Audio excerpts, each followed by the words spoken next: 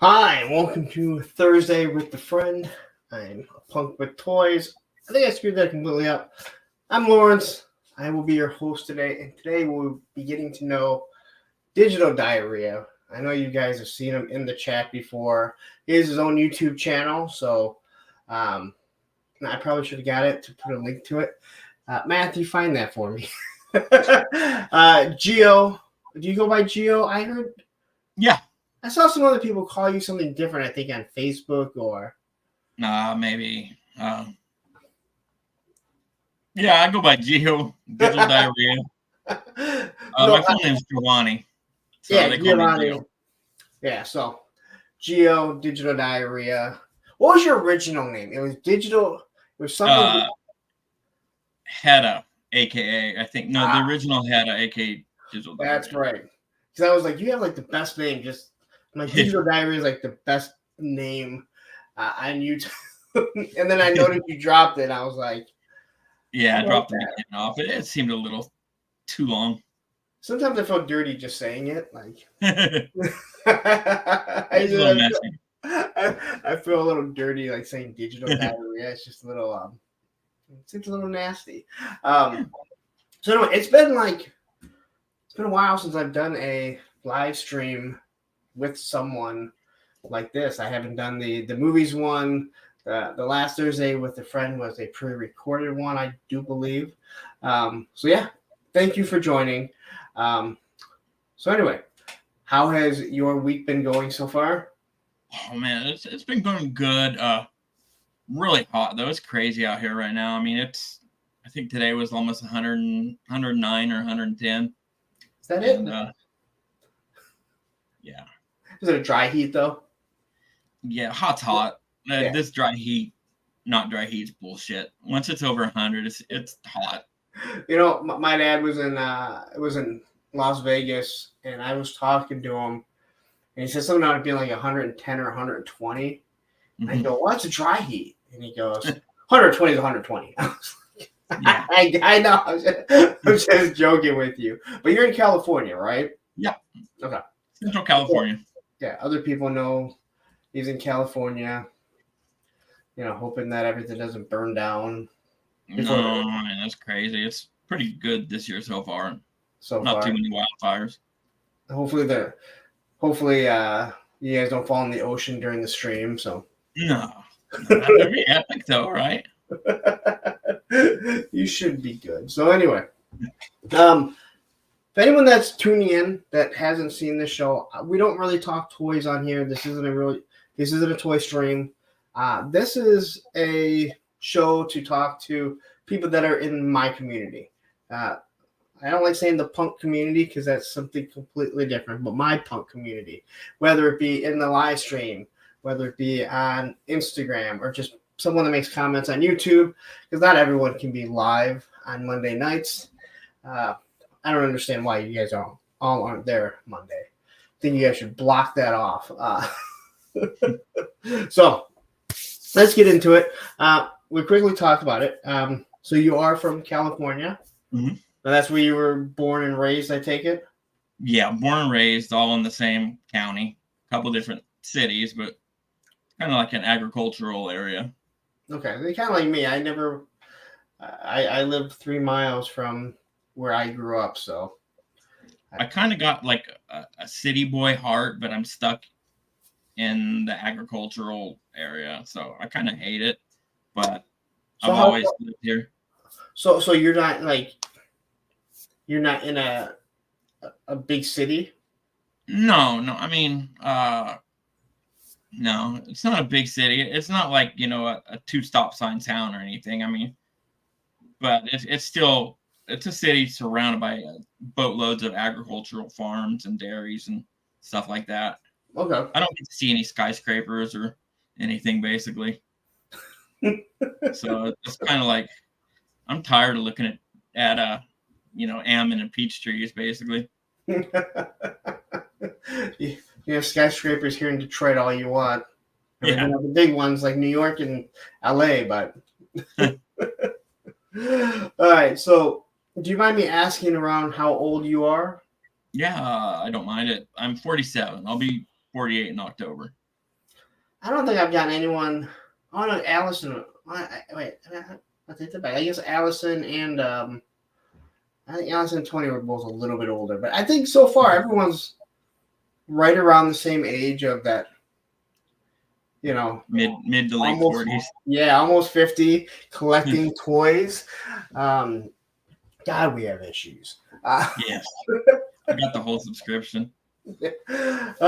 So growing up, obviously, you know, what I mean, asking like, how was your like family life, like living with your kid, living with your parents, siblings? Oh yeah, they were.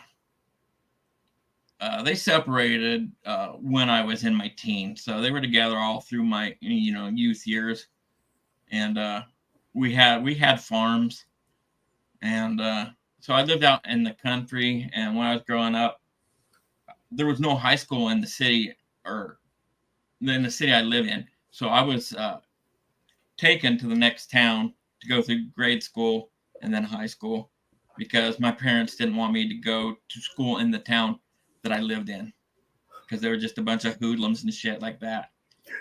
Wow. So, wow. So you get transferred over. Yeah. To and they didn't want me to split up too. Like they didn't want to go to grade school in one place and then have to go somewhere else to high school. So I was basically transferred from where I lived to like a town over. Okay. Hold on 1 second. Matthew just sent me something. He once again is having. Matthew, if you're on your computer, if you go to my homepage, you should see his YouTube page. So if anyone's looking for his YouTube, and I really should have set this up earlier. We sat here talking for like 30 minutes and didn't even think about it. Anyone that's starting off on YouTube, until you start putting out a good amount of content, it is hard to find it. I know Matthew and I struggled to find Punks on Films, which you think would be pretty easily when you're literally typing in your name, but definitely having an issue with it. I think my channel is spelled like my name here on my screen. Yeah, because you have 2 channels. Yeah. Yeah. Because you're a channel member, and I couldn't figure out why sometimes your name wasn't lit up, like how Payne's is lit up green right now because he's a channel member. And then I'm looking for you, and I'm like, oh, he has 2 different ones. One is from, I think, your video game, right? Yeah, it was like my video game one of my all around, the one I would go to look at other people's stuff. Yeah. So quickly, I want to just address this. Yeah, Payne. So Matthew and I spent quite some time after.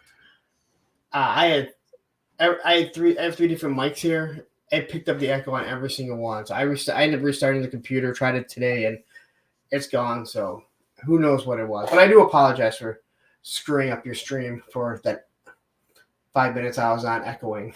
All right.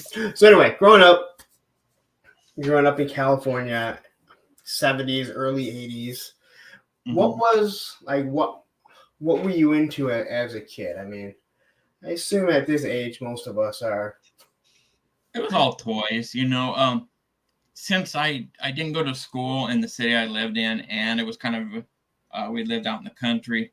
Yeah, I had to play with toys because there was no other kids around, and unless I wanted to put my parents out by having to go take me and pick me up at somebody else's house, I was kind of stuck to my own devices. So it was toys, illegal firecrackers, and ninja stars that I'd buy from the neighbors. That was pretty much my youth. You know what? I have not thought about the throwing stars, or what we used to call Chinese stars, in years. But yeah, you're right. Like, I was in karate, so yeah, we had them. And oh my gosh, like how dangerous was that we were throwing them at trees and wood and everything, just like lawn darts. And nunchucks. I had the nunchucks too, and I didn't ever concuss myself, but I came pretty close. I never had that. Then when my son was in karate for a short bit, he got nunchucks that were like padded. I'm like, that's actually pretty smart. Yeah. That's actually pretty smart. You don't have to worry about knocking yourself out. No. So what like growing up as a young kid, like, were there certain movies that you gravitated to or specific toys that you? It was for toys. It was pretty much a little everything. I always liked Star Wars the best. Yeah. Star Wars toys, because I just like Star Wars better. But then kind of got into the Joes just because of the accessories, and you could pose them better, play with them better. But I had a little bit of everything. I had like I don't know if you remember the Battle Beasts, which were basically not moving characters with like a little thermal sticker on them, and mask toys. Battle Beasts.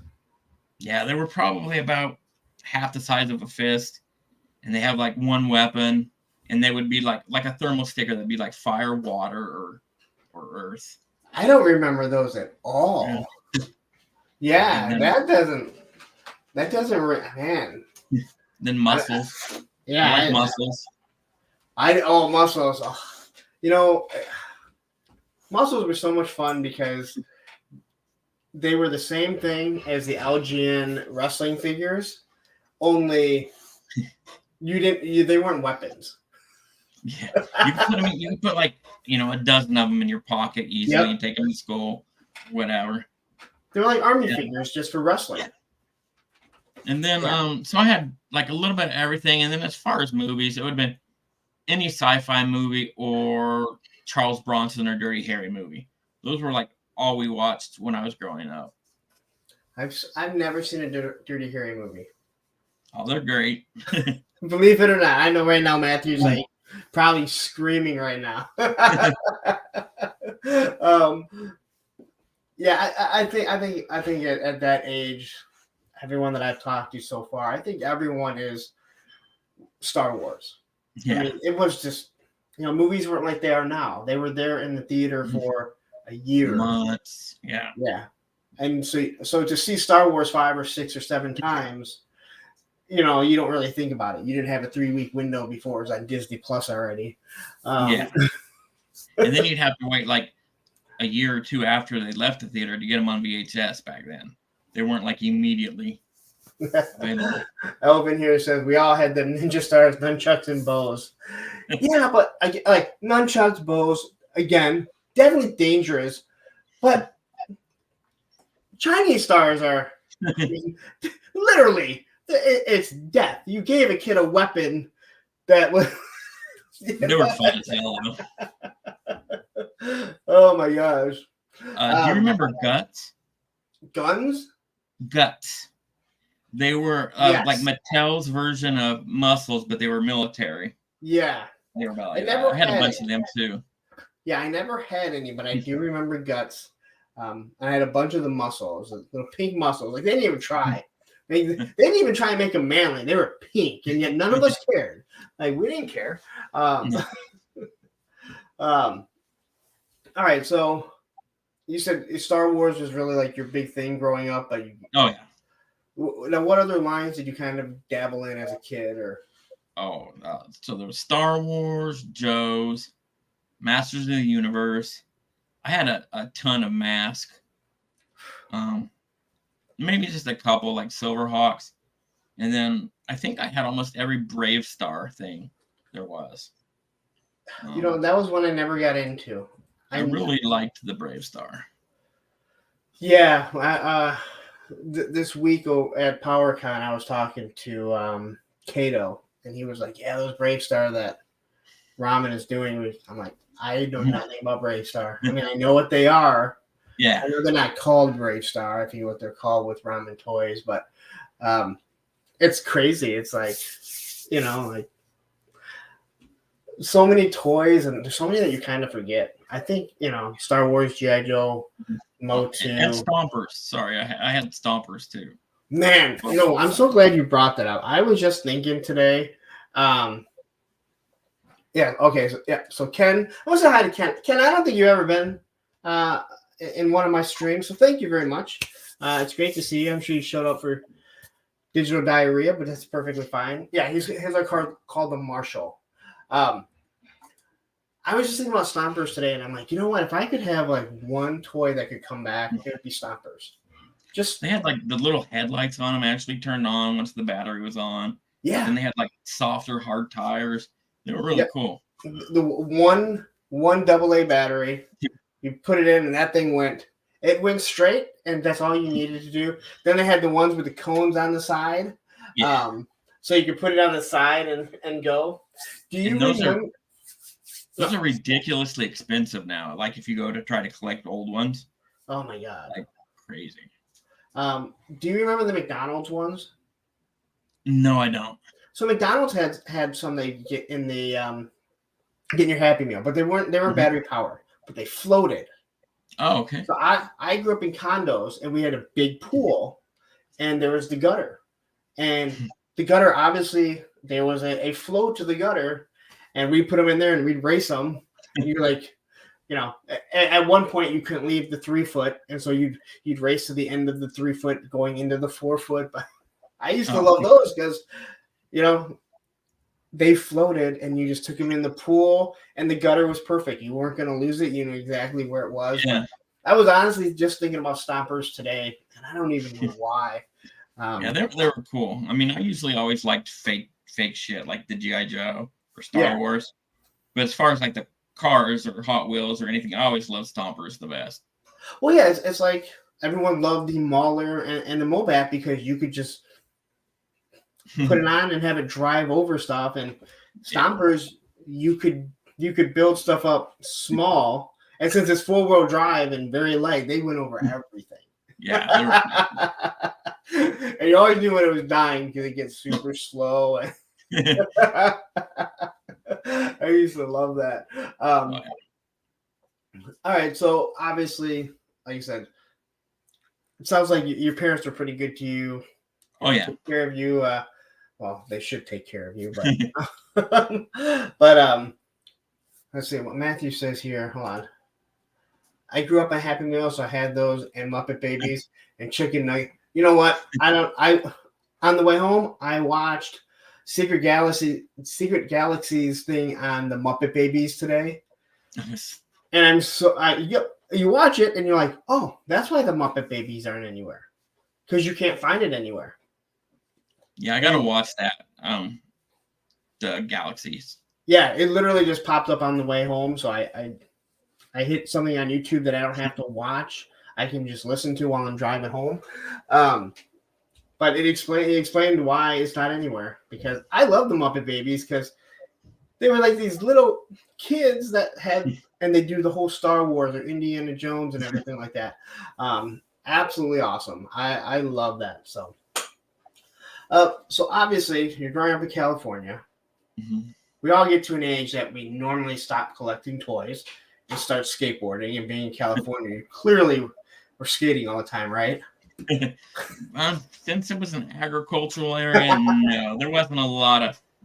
There was barely sidewalks in a lot of areas, much less like skate park opportunities or anything. I'm gonna give you a pass because you grew up on dirt roads.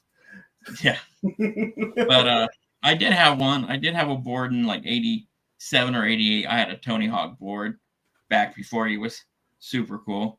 Before he was Tony Hawk. Yeah. And but other than just going straight, that was my limitations on skateboarding. It's more for transportation than tricks. I think that's a lot of people's limitation when it comes to it. Not everyone is as stupid as I am and has done it for 20 years. I still think that it's actually kind of funny. Matthew and I were talking. He was on one of the streams. I don't know if it was on the stream or he was in the chat, and I said something. I have this irrational fear of arm wrestling and someone breaking my arm because we've seen it happen. And he made the comment, he's like, yeah, but you'll go ride a skateboard. And I'm like, all right, well, touche. So as you got older, again, we all kind of tend to transition out of playing with toys or at least hide it. Did that time ever come for you? Playing with, yes. Even collecting, yes. I've probably switched to mainly the video games. Okay. Ever since the Nintendo came out, up until I still play them a lot. But yeah, that kind of ruined or halted the toy collecting and buying for quite a while. Yeah, well, I mean, Nintendo came in and really just crushed everything. Yeah, and now kids don't play with toys, period, anymore. They just all on their phones or no, whatever. I mean, my son, he didn't really play too much with.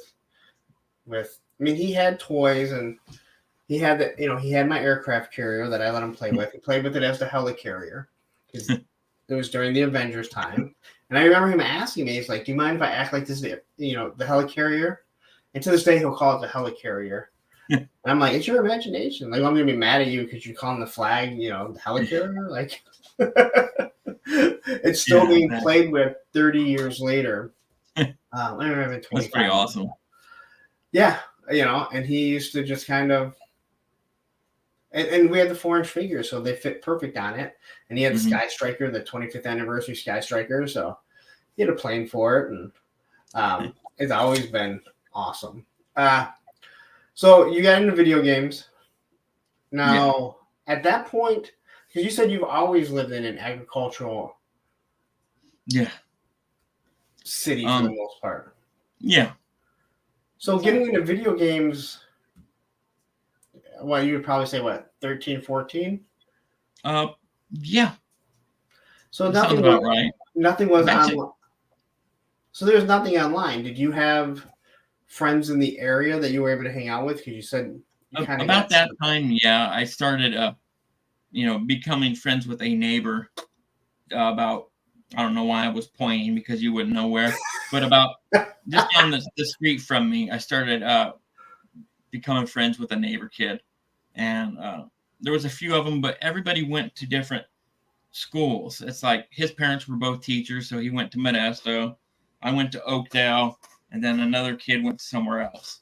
But then the video games were always kind of a bond or a connection with the neighbors because we would always like trade them or let somebody else use them for a while, whatever. Yeah, but I mean, it took me a little while to kind of accept my son, and it's like, not accept my son. I accept my son. It came out wrong. To accept that, like, like when they were playing Minecraft and everything, what was the difference between Minecraft and playing with G.I. Joe? Really, there wasn't. You're building. You're using your imagination. The only difference is you're not destroying your knees at an early age. And the cleanup is way easier. You don't have to worry about losing weapons. But yeah, Sean's stuff. I used to have my Robotech Figs pilot the Sky Striker. I thought it was a non-transforming Veritech. You know what? I love Robotech. I think, is it? God. I forget what brand it is. Not Super 7. God knows it's not Super 7. 3-0. I think they came out with one. And I was looking at it, and I'm like, my son's like, that looks awful. I'm like, dude, I can disown you anytime. I love the Robotech as well, but I never really saw them like in the stores. I didn't either. I mean, I can kind of remember them. Looking back, I never really wanted them. They didn't really do anything because they weren't G.I. Joe, but I love the cartoon. And then Jetfire, which was Robotech. Yeah. When you watch it, because it was, even though if you did that with your Transformer where you halfway transformed it, you'd be like, that's really stupid. Robotech does it, and you're like, that is the coolest thing ever. Like, if you have Optimus Prime like halfway transformed, you're like, you're an idiot. That Jetfire though, that's still like one of the best designs ever.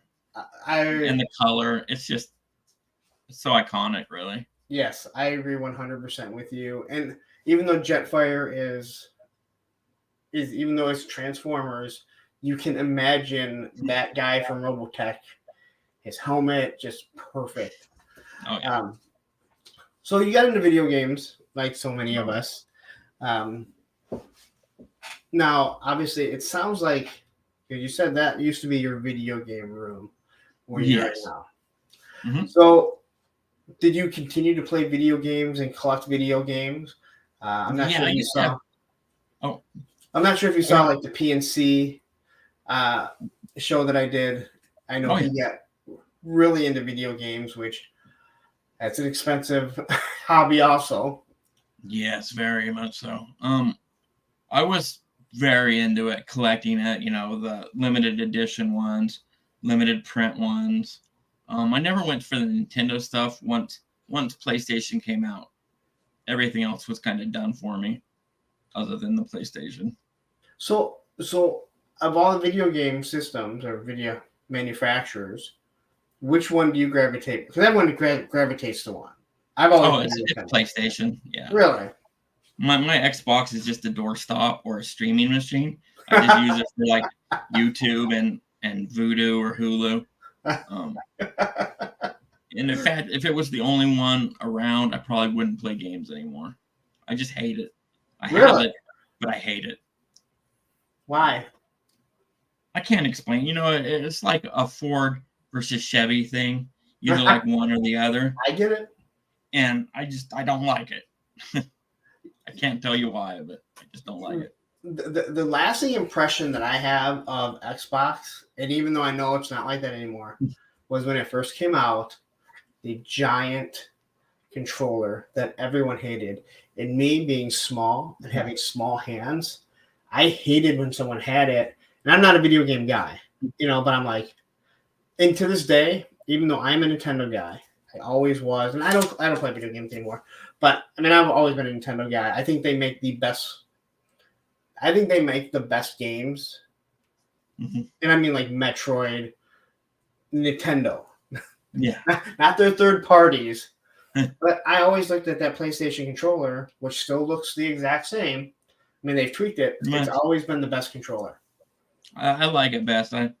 PlayStation. Most gamers prefer the Xbox controller. Really? And yeah, they like the offset thumbs. There's like you're basically like that when you're playing. Yeah. The thumbs are, and my thumbs aren't deformed, so I like them symmetrical. So I prefer PlayStation better. You know what is I think an underrated controller, I think most people say it, is the Nintendo 64. Is that That's the one?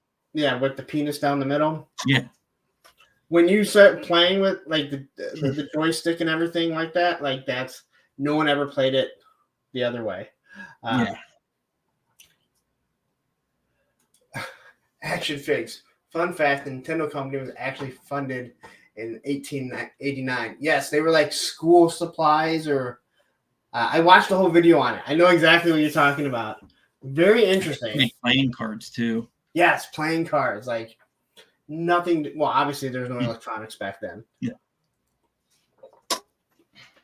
But now I don't think they do anything but games. So obviously, as you go through high school, you said you were a town over. Yep. After you graduated, what did you do? Did you go away to college or? I went to a junior or community college, junior college, whatever they call it in your area. And I took some classes. I never really found what I wanted to do. And still don't know what I want to do when I grow up. But I went to work for Hershey chocolates for a while. Okay. And because their West Coast facility was in the town I went to school with, and I ended up losing my job because I wasn't union, but they turned my position union. Okay. So it's like, yeah, you can't just join the union and keep your job. So it's like, okay, see, I'm out. I know more about the union than I probably want to because the auto industry, but I had even told my dad, and I'm pro-union. I told my dad years ago, I'm like, hey, you know what? most unions became too powerful. Yeah. They kind of lost sight of what they were when you're protecting people that are sleeping on the job or not showing up. Like, that's not what it was for. Like, those people I shouldn't have their agree. jobs. Yeah, and it's kind of, I don't know, not to get on a different tangent, but it's kind of hard to root for people that try to pay broom pushers $25 an hour, like on a factory floor. It's like, there have been a few things like, and what was funny is that my dad would probably agree in private, but because he's union.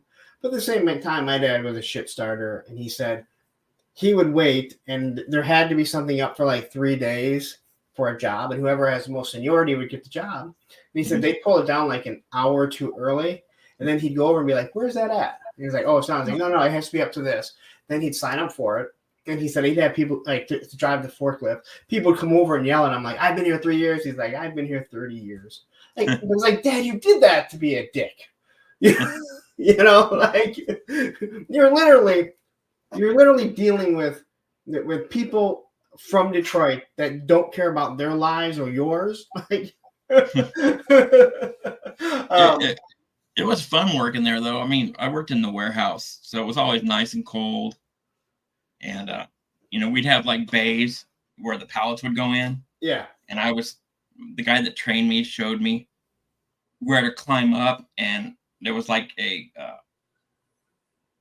shrink wrap pillow, like a whole bunch of shrink wrap made to a pillow, and a place where you could take a nap behind all these pallets.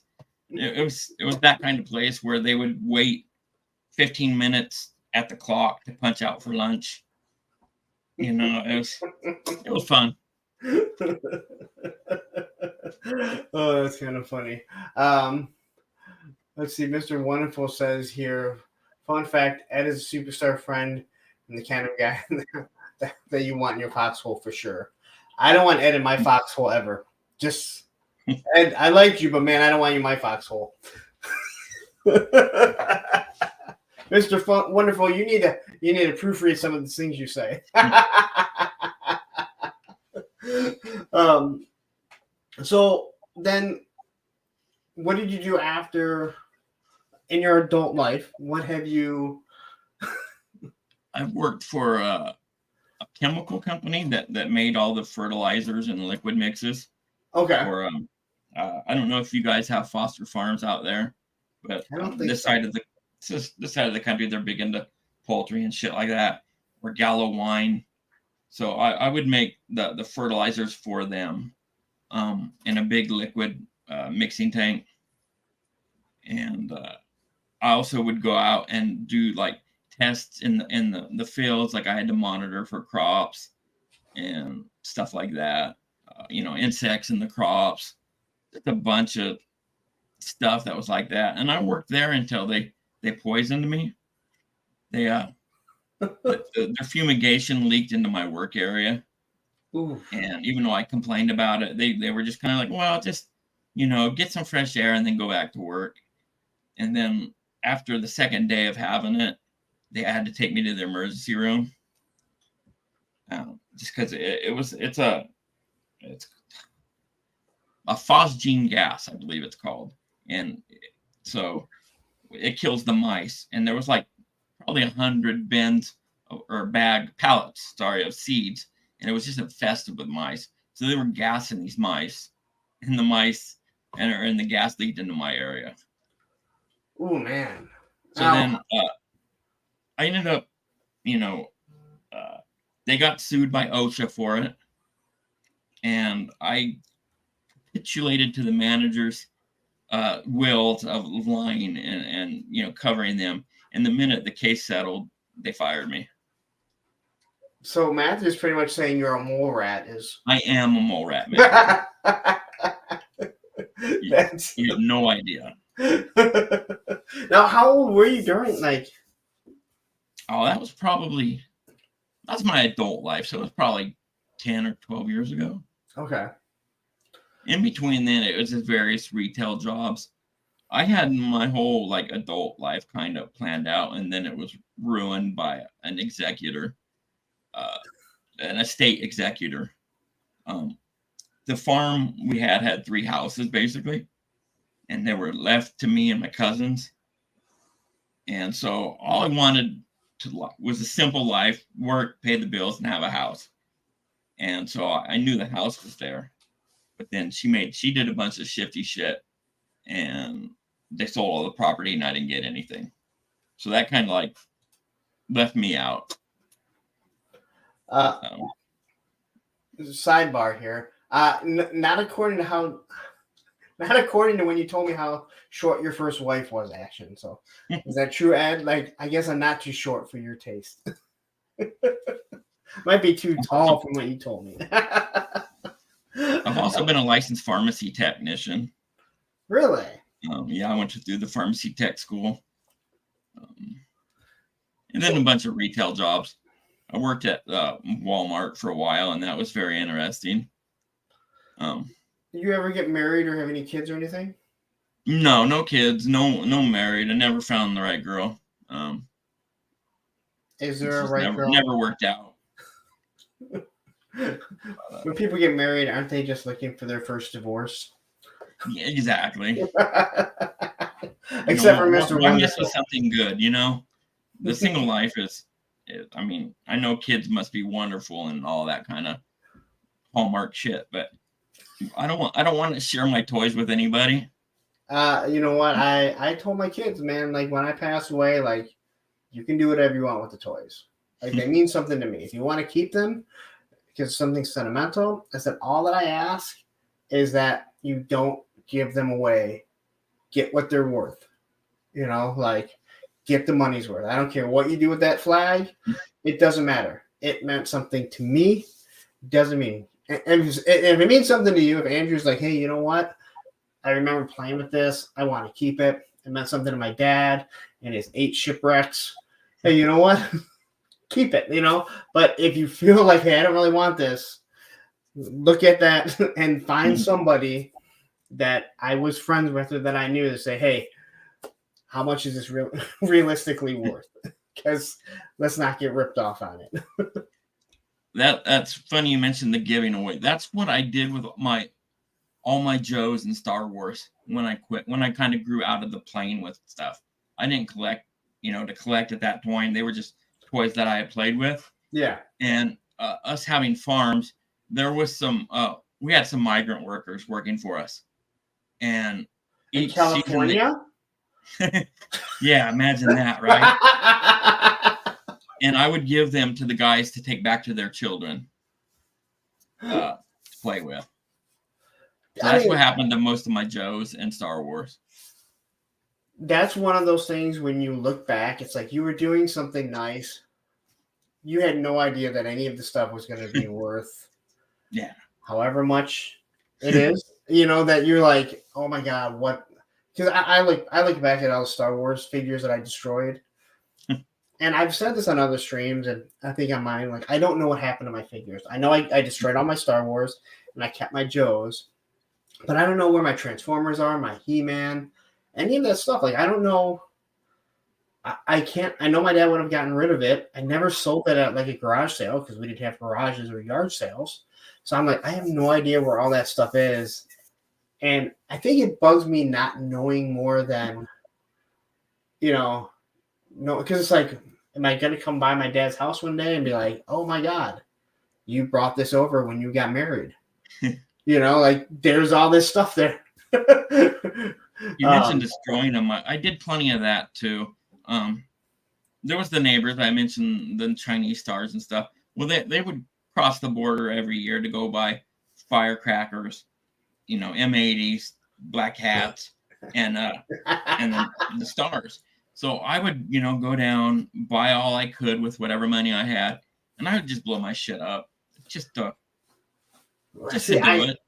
I never did that.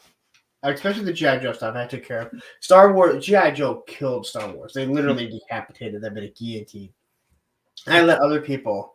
But I was never friends with anyone that really did the firecracker damage. I know I had seen it, not as much, but not too many people did it. And I kind of envy those people that got to do it and see it. And I also cringe that some people did that.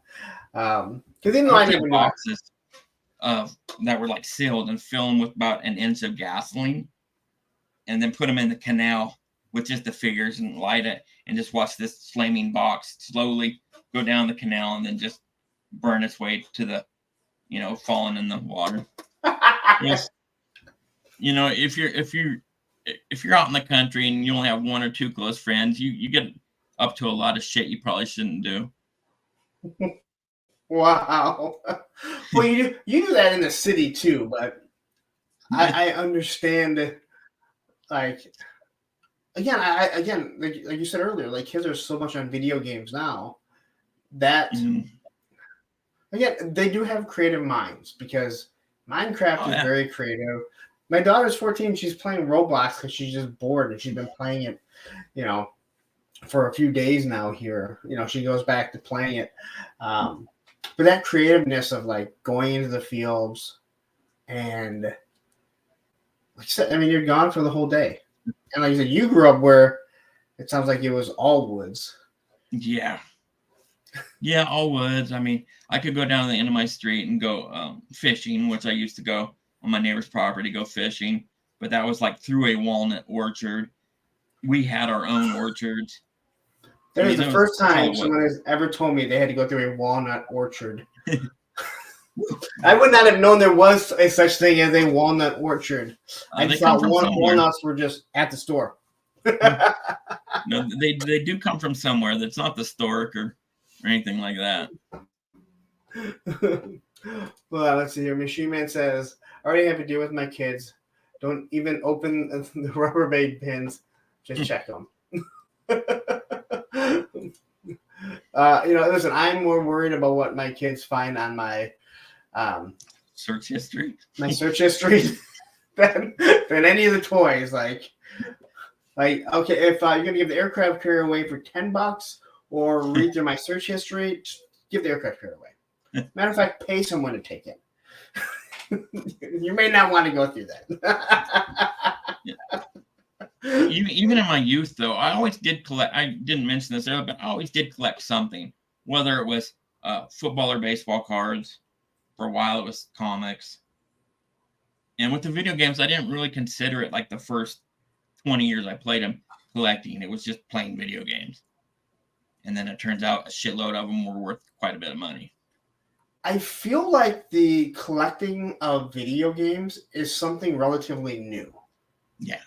And which is shocking because people have been collecting toys for quite some time. Why no one really thought of collecting video games? I pretty much threw all my Nintendo stuff away, which I just kick myself now. The Super Nintendo I left with an ex-girlfriend for her son. I kick myself on that one for sure because it worked and everything. Yes. But I feel like most of the people that I talk to and most of the people that I know that are collectors, most of them are obviously toy collectors now, that they've always collected something. Yeah, I need to do that just to keep my mind busy. Yeah. And my bank account empty. It does that, that's for sure. Because I know, like, and I've always said, like, collectors should not have kids. So when I was with my kid's mom, before we had kids, she had a daughter that I raised, and the Walgreens had these Care Bears, and they were just like the original, and I could never find one of them, and it drove me nuts. And Susan would always be like, she doesn't care. I'm like, the point is that she's missing one of them. I can't tell you how many Walgreens I've gone to. And she's like, she doesn't care. She doesn't even play with them. I'm like, Susan, you're not listening to me. Yeah, it's like that is not the point. Yeah. And I still never found it. Nor do I even know where any of those Care Bears are, or if she even remembers playing with them. Because the joke became like, she's like, what do you even know about Care Bears? I'm like, Care-a-Lot, the Care Bear cousins. What do you want to know? And she's like, you really do know? I'm like, dude, don't even. Yes, I watched the Care Bears. And yet Matthew right now is going, and you haven't seen Indiana Jones. I'm like, no, I haven't. I want to admit this right now as far as collecting. I always preferred GoBots over Transformers as a youth. Wow, this is over now. See, yeah, I'm not gonna lie. I had They had more GoBots. metal on them, you know. They what? They were more metal. They had more die-cast parts than the Transformers. They For did. some reason, I just liked that. Um, And they were cheaper. they were cheaper. They fit with your Bumblebee. The problem was having Leader One, like having adult conversation with Optimus Prime. That's nice. That's nice. Go play with the kids. I thought Leader One was really cool. I love Psykill. Hmm. I know most of us have seen. Um, most of us have seen the comic where Megatron kills Psykill. The Psykill, you've never seen it? I don't think so. I'll look for it after. Because they end up getting the rights to GoBots, and it's in one of the comics they did where Psykill is in this, like, Matthew probably knows better than I do. I want to say in like this arena, and Megatron ends up just pretty much crushing him. But he looks so badass. I'm like, man, like that. I mean, he looks really good. Some of the other ones were not so good. You know, the base issue with the GoBots were like none of them had guns. They shot lasers out of their fists. I think I just like because they were pocket size too. Yeah. Well, it's really lazy, but at the same time, you went, oh, so Bumblebee can shoot now. For me, it was Cliff Jumper. I always said Cliff Jumper. Oh, the red one? Yes. Yeah. What I didn't like about GoBots, I'm glad you brought that up. I didn't like when they started making figures that were supposed to be in scale with Transformers. Okay. It didn't make any sense. It's like they made that bug, which was like, you made a Volkswagen Beetle. I think it was black. That was a bad guy. Where, other than Optimus Prime, the most famous, other than Optimus and Megatron, probably the most famous Transformer was Bumblebee, who's this tiny little bug. But yeah, I think that's but that's funny that you say that. Matthew says, GoBots match my Hot Wheels, same scale. See, to me, GoBots are the Matchbox, where Hot Wheels are the Transformers. Now, growing up, I always thought of Matchbox were actually better than Hot Wheels. Boy, was I wrong. I like the Hot Wheels, remember, with the damage on them, on the doors, where you bump it and the door would like flip over. Those are always cool. Like the Battle Armor, He-Man, and everything. Yeah. Do you remember Key Cars? Oh, yeah. I love Key Cars and Penny Racers. I never had many Penny Racers, but I had the Key Cars. And what was funny is that I would say probably about 7 or 8 years ago, I found Key Cars, like new Key Cars they made. Mm-hmm. And they were so much fun. And my ex didn't understand why I bought all these Key Cars. And they were racing them like on the hardwood floor in the house. Oh, yeah. Matthew just sent me a picture of. I wish stuff showed up better, but like it's in the comic of like Megatron. I mean, okay. Psykill looks like, if you look it up, I mean, it can't be that hard to find. No, I'll find it. But it looks super cool. But yeah, Key Cars. Matthew said the same thing. Key Cars, like, and you could use any key form; it didn't matter. You just had to squeeze it. But as a kid, like sometimes you just didn't have the strength to squeeze. But they had the key and then like a literal key ring too. And, yes, and they were all very cool. And they had rubber bumpers, so they wouldn't scratch stuff. So you wouldn't have to worry about your parents yelling and screaming at you. Of course, they had the really awful wheels, no matter how you look at it. Yeah. But yeah, I always liked that stuff. Like you brought up some really some. I think I talked about Stompers with someone a while back. But there's a lot of people that are like, I don't even know what Stompers are. Like, I even had the track for Stompers. It looked like it was brown, and it had like ramps that you could make. Yep. Everywhere, and I had that. That was fun. Those things. You always take the wheels off. Oh yeah. Well, they had the soft wheels, but then they had the when they weren't styrofoam, they were the foam wheels. Yeah, they were foam. Yeah, but you could take them off, and every now and then you'd lose one, and then you're super upset. I mean, every time I touched them. I was that kid that when we get a toy, or when I'd get a toy, I mean, I'd open it and lose at least one thing on the ride home from getting the toy. You're that You kid. go in the car. Oh my god.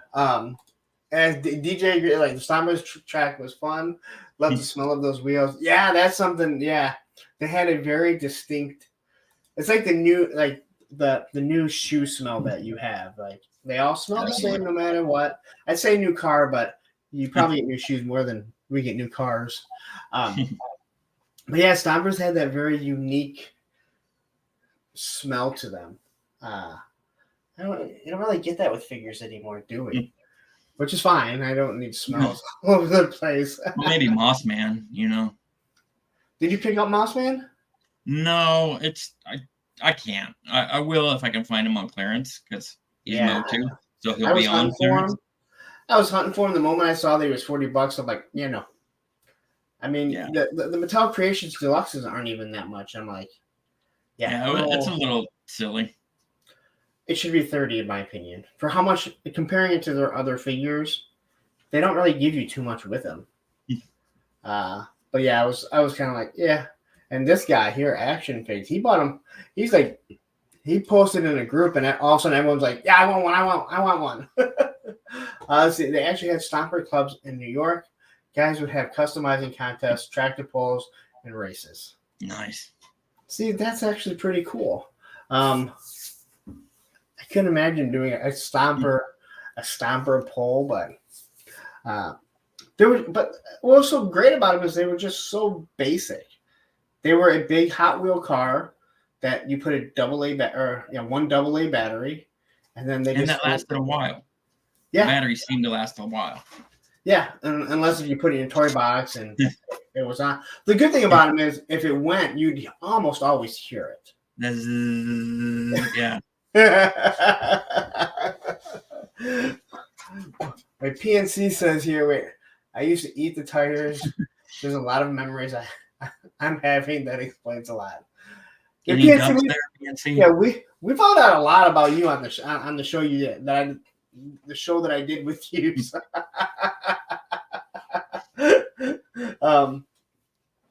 So anyway, we've talked about a good amount of stuff there. So going into what you collect now. So you obviously got into video games, and you said you've always. I still play, but I don't collect them or buy them any. But I still play them. So you're not like PNC that has a whole house dedicated to them. Not anymore. And you have quite a bit. Yeah. But you always collect. And like I said, what I was saying is that I feel like everyone, like even like for me, you know, I didn't really, I don't think any of us collected toys as kids. We played with them. Yeah. But I mean, I took care of my Joes to where when I was done, I didn't let my dad destroy or get rid of them. I remember getting Garbage Pail Kids, and I had the first four series because my mom would just go out and buy a box after that first series came out. So I would have all of them and duplicates, and I could always trade people for the hard ones. Again, when you have everyone, it doesn't really matter. And then I collected, and I wouldn't say I collected skateboards, but I collected the skateboards of everyone that when they got rid of them, and I put them on my wall. I slept in the basement, and it wasn't finished, but it had the trestles there where you're supposed to put up the siding. So I would just, and they were almost always perfect between the holes for the truck. So they fit almost perfectly. And I had like at one time, like 50, 60 skateboards on my wall, and they weren't mine. They weren't mine. They weren't new. I would love to just have taken those, put them aside, even in the condition, because that stuff is worth vintage stuff. Yeah. But even I got into comic books. I think you said you got into comic books. That is a slippery slope too. When were you into comics? Do you remember? Oh yeah, it would have been I don't remember the years, but about the time that the Spawn 300, Amazing Spider-Man 300 came out. Okay. Probably about a year before that. So I collected up until from about a year before that, through that, all the way through, it was mainly Spider-Man. I mean, anybody else can, go take off. It was all Spider-Man at that point. And then the Spawn, because I kind of fell in love with McFarlane's art much more than his toys. And then even up until last year, I used to collect, or maybe a little over a year ago, I was pretty hardcore into collecting comics. And then I just realized that I had probably about 200 comics that I would buy, but I never even opened to read, and it was shit I didn't like. So I'm like, nope, that's it, not one more. And I threw away half just as a personal like F you to myself, to show me all the money that was wasted. I didn't even want to sell them to try to recoup it. I was just, I want these out of my life now. Wow. And then I sold a little bit of them. Wow. I know, like, for me, like, with collecting comics, it would have been in high school that I started, and I know a lot of it was right around the Nightfall with Batman, right around there. I'd always pretty much collected G.I. Joe. But even then, I fell off of collecting that. But the Age of Apocalypse during the X-Men, it was shortly around, because both those storylines happened around the same time, or in the same era. And I fought picking up Spawn for quite some time. I thought it was stupid. Boy, was I wrong. Because Spawn is awesome. Spawn is absolutely awesome. But then I started picking up all the number ones because I saw how much like Spawn was worth. And like you'd see these other number ones. That's when Image was pushing out a new number one, like 5 new number ones every week. And I was just buying every single one of them. All the variant covers. And next thing you realize, you just have this, like you said, all these books that you've never read. And I sold them all. Well, I can't say I sold them all. I started selling my stuff last year. And, when you're selling a book that you get over $200 for, it's really easy. When you get to the point that you have a lot of 30 and all you want is $20 for it, and no one's even like biting on it, and you're like, I just want it out of my house. But I wasn't going to sell my G.I. Joes. I was like, but then I started looking at like the later G.I. Joes, and I'm like, these mean nothing to me. And then I looked at the price of them, and I went, yep, I'm selling these. and all the ones that I wanted to keep, they were beat up anyway. Like, those are all the ones that I kept because those were the stories that I had read, and that's why they're so beat up. But when I got to, like, 155, I had 2 of them for some reason. Those sold for over 200. Jeez. And if I was had I been more patient and wanted to get them graded, they would have come back really good. Because all the comics that I sold on eBay, there was one guy, he made a comment, he's like, these are probably in better condition than what he even says. And here's the thing. I never used boards. Oh, really? No, I had very few boards, but they were so tightly packed in that they didn't cause any problems. Gotcha. But I never used boards, and I was really worried when I was pulling those things out. But for the most part, yeah, they netted me a good amount of money for quite some time. But then you get to the point where you still have boxes because you sold like 1 or 2 off. But you're just like, God, I just want these gone. I don't want it to take up space. I still have my Joe comics, and those are recent acquisitions. I'm going back getting all the Marvel stuff. Yeah, like down south here says, that was exactly why I stopped buying comics. Number ones of everything, 5 covers. Yeah, and again, I'm like, yes, all these images are going to be so much money. And now it's like, hey, dude, I'll give you $5 if you take it. And I'll ship it to you. Do you remember the comic called The Nam? I'm also going back to collecting all that. It was there were no superheroes. It was just like a squad of guys in Vietnam. Just their the Image comic, not the Nam. No, this was Marvel from 87. Okay. Even it's just called The Nam, and I remember that. Didn't Image have? Image has one that's similar to that. They might have, but this is one I'm going back to collect also. I know which one you're talking about because it was during that Sergeant Rock and everything. Yeah, but this was just like regular guys, no fantasy stuff, no superheroes, nothing like that. It's really pretty cool. Are you saying Snake Eyes is fantasy? Well, according to Santa. They're saying Santa's fantasy? Yeah, like I really do think like everyone that does collect now, at some point was collecting something. Oh. But it's just like you said, it hits that itch. Yeah. I don't know why I need all these damn action figures. I mean, again, you guys don't even see half the stuff that I have here, let alone what else is scattered throughout the house. Yeah, I only have my. I got rid of most of my stuff. I only really have my classified Joes now, and some older, some 3 3/4 Joes. I'm really limited to that, and a bunch of NECA Gears of War, which is my favorite video game. NECA made their stuff like in the early 2000s, and they're just like incredibly detailed figures. Now, is that when they were using sawdust for their plastic? No, it's pretty good plastic, but articulation's terrible. You can't, because they're all armored, over armored, bulky dude bros. So you can barely lift and get like a gun pose, but they look really nice. Well, I know the Evil Dead and Army of Darkness Ashes that I have, awful posing. But I'm looking forward to getting that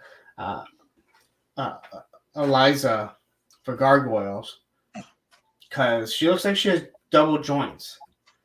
NECA really stepped up their game this past like year and a half or so, where they're worth the price that they cost. Yeah, well, when you look at all these gargoyles, and at the toy store they're $40. That's expensive. They're $38 at Target, so a little bit cheaper. But when you look at what you get with this compared to a $55 Super 7 Ultimate, it's not even close.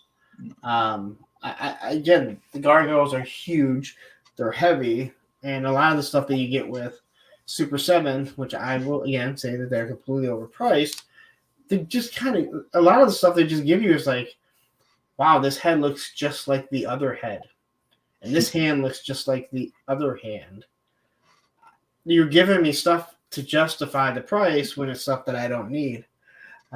Like going back to like the Valaverse, where it's like I don't need 8 sets of hands.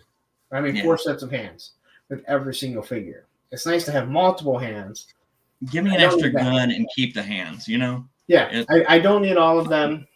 I will say this: as much as I hate the C cup hand, I think Ed already made the comment, for holding a pistol, it's really good. It's nice, yeah. But for using the rifle, I think it's awful because you can't move in the right position. It's better just to pry the hand open and clamp it around it, and then it does what it's supposed to.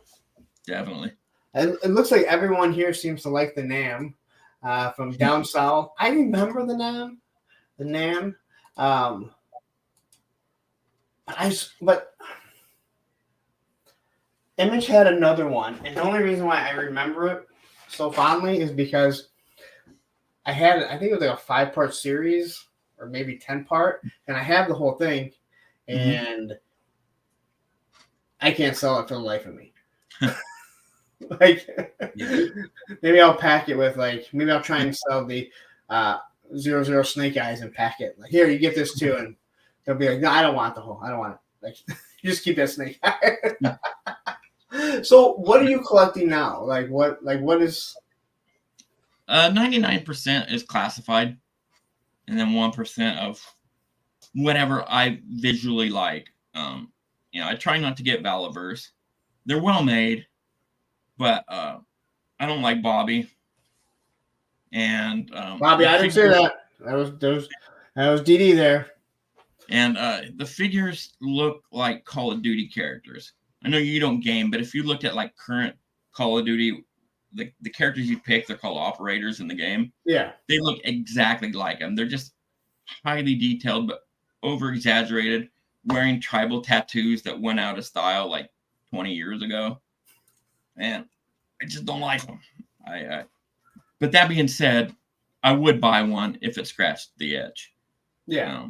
So like if there's like a Motu that has some nostalgia factor to it, I'll buy it, and open it. But I don't buy it to have it boxed. We're like classified. I haven't opened and a box of every one except for the 00 Snake Eyes. That's the only one I'm missing.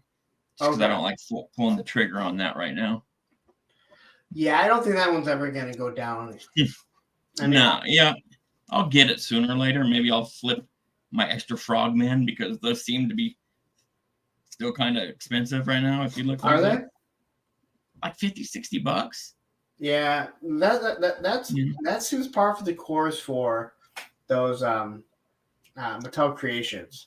And I have them all, but they're all opened. Even then, I've looked up the that Triclops, and I think he was going like 50 open. Really? So yeah, some of them were still going pretty strong, even open. That was one that I gave away, and that was one of the giveaways that no one really cared about. If I do a G.I. Joe or G.I. Joe or Valaverse, like people are all over it. I'll get the Mezco Joes too, even though I have I have 2 Destros, but the one I opened broke like immediately, like the shoulder broke. Okay. The arm came away from the shoulder, and I couldn't fix it, like pop it back in. So I had to like cut it, pour super glue in. You didn't contact them? Huh? You didn't contact them? Yeah, I contacted them directly, and they never responded. And then I looked them up, and supposedly Mezco has terrible customer service. And I contacted BBTS, who I bought it from, and they were like, "Well, send us a video of it." Yep. And it just turned out to be. I did send a video, and it turned out to be too much of a hassle. So it's like, screw it. I'll just open my second one if I want to display it. Because I know the Bishop that I went to review, that wasn't mine. That was my buddy's. And the leg was broken out of the box. And I still did the review. And then I let him know. And BBTS wanted that because that's where he got it from. Mm-hmm. He wanted to, they wanted a video of it. Then he had to send it back. Where I know with my the Valaverse Steel Brigade, the Night Ops one, that the head just broke right off. They just credited me. Like, send me a picture, and I sent them a picture, and they're like, we'll credit you so you can buy it again or use it for something else. And I was like, well, I was able to wedge it in. I know not to mess with that. But with the Mezco, they wanted it back. So he sent it back, and he got it, and he's like, "Do you want to review it?" And I'm like, "I don't want to touch it."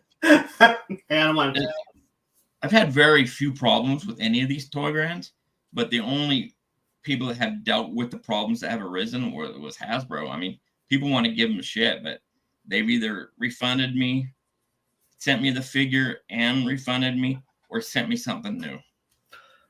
I've had a few Hasbro, and their customer service has been pretty easy to deal with. Yeah.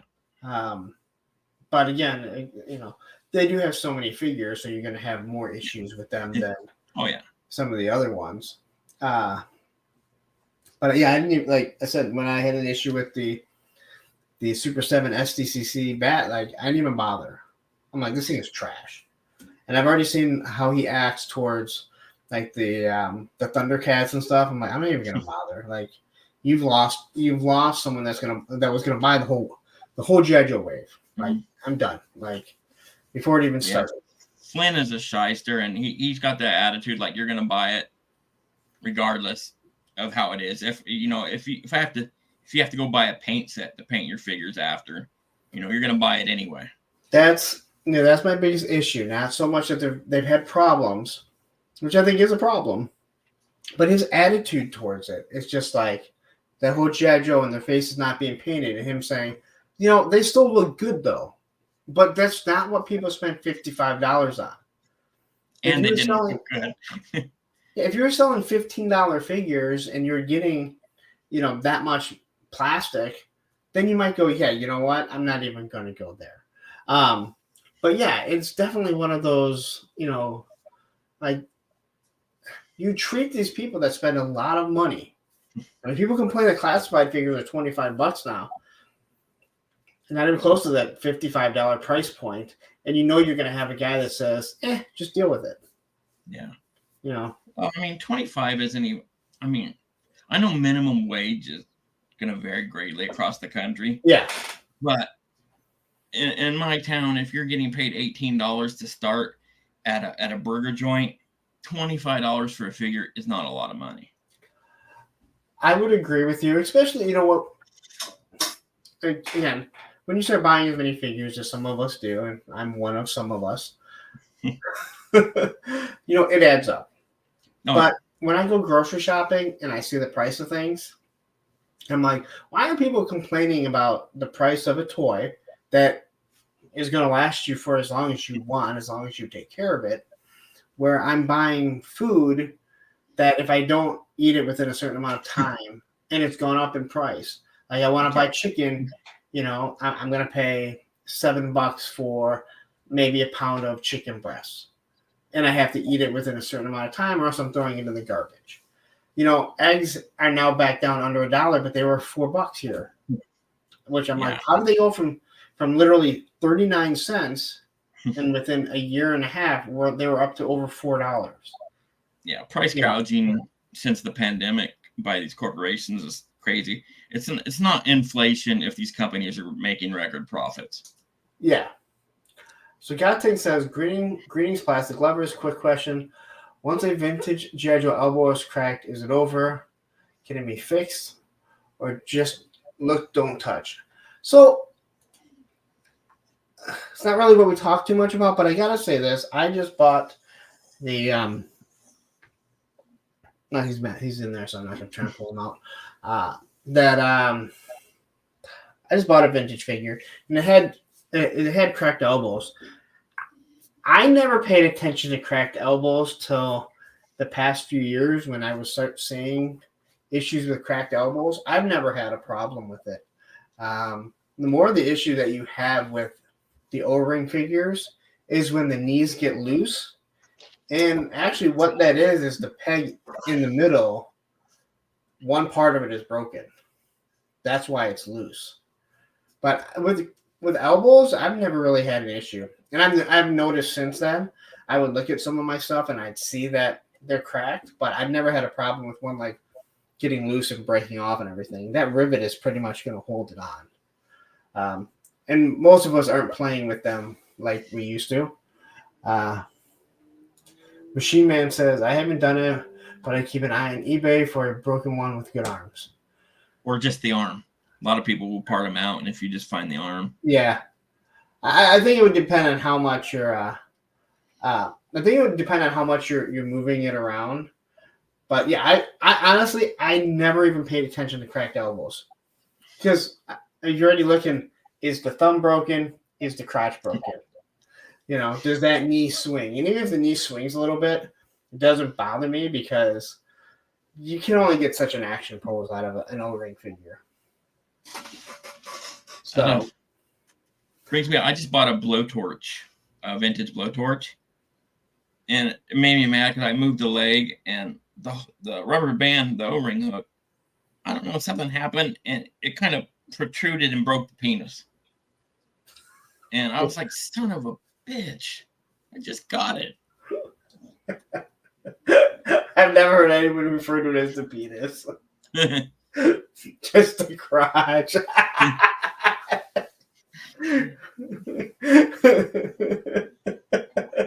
Plastic penis.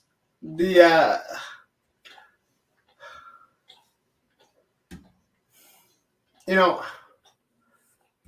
thumbs were more of an issue when they broke because you couldn't hold anything. For the crotch, you could still stand the figure, you could still move them. But the crotch, once it was broken, you could not notice that you had became the drivers, right? What? They became the drivers of all the vehicles. Yeah, pretty much. Yeah, pretty much. They were stuffed in. You can see the upper torso. I actually had. I finally got one now. I never had the Vent Mark II, but somehow I came across getting a clutch version 2, but only the upper body. So he had a different lower body of, it was like these brown pants. I want to say it was Toll Booth. It wasn't my Toll Booth. It was another Toll Booth. I think it was Toll Booth. So he was always in a vehicle. And what's actually kind of funny now, when I do pull that figure out, if I move things around, I still look at it and I'm like, oh, wait a minute. That's right. He doesn't have that. He actually has his actual outfit. Let's see. Jay says figures from 82 to 84 have the most brittle plastic. Yeah. Well, you know what? Those straight arm ones are just. I was talking to someone. I don't know if it was at PowerCon. It might have been at PowerCon, but it might have been on a live stream. And we were talking about the G.I. Joe figure, like the thumbs. And I'm like, I can remember, because I used to sit with my ex, like, well, I would sit down and every now and then I pull out all my figures, and I would remember, like, what figure was complete, what figure might have had the accessory pack, what figure I started using different weapons with. And I go, now, like, when I see people that don't have when I see people that can't pose their figures, it drives me nuts.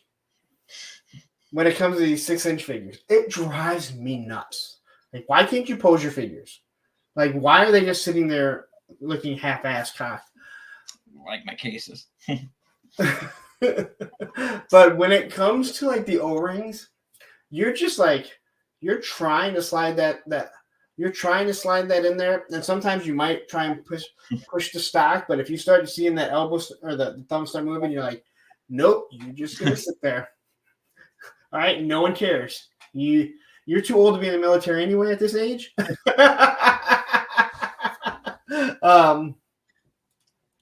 Let's see. Godthing says, I don't have many vintage figures, but the ones I do have are complete with file cards, but I've only been collecting classified since I saw Scrap Iron. Cool. Well,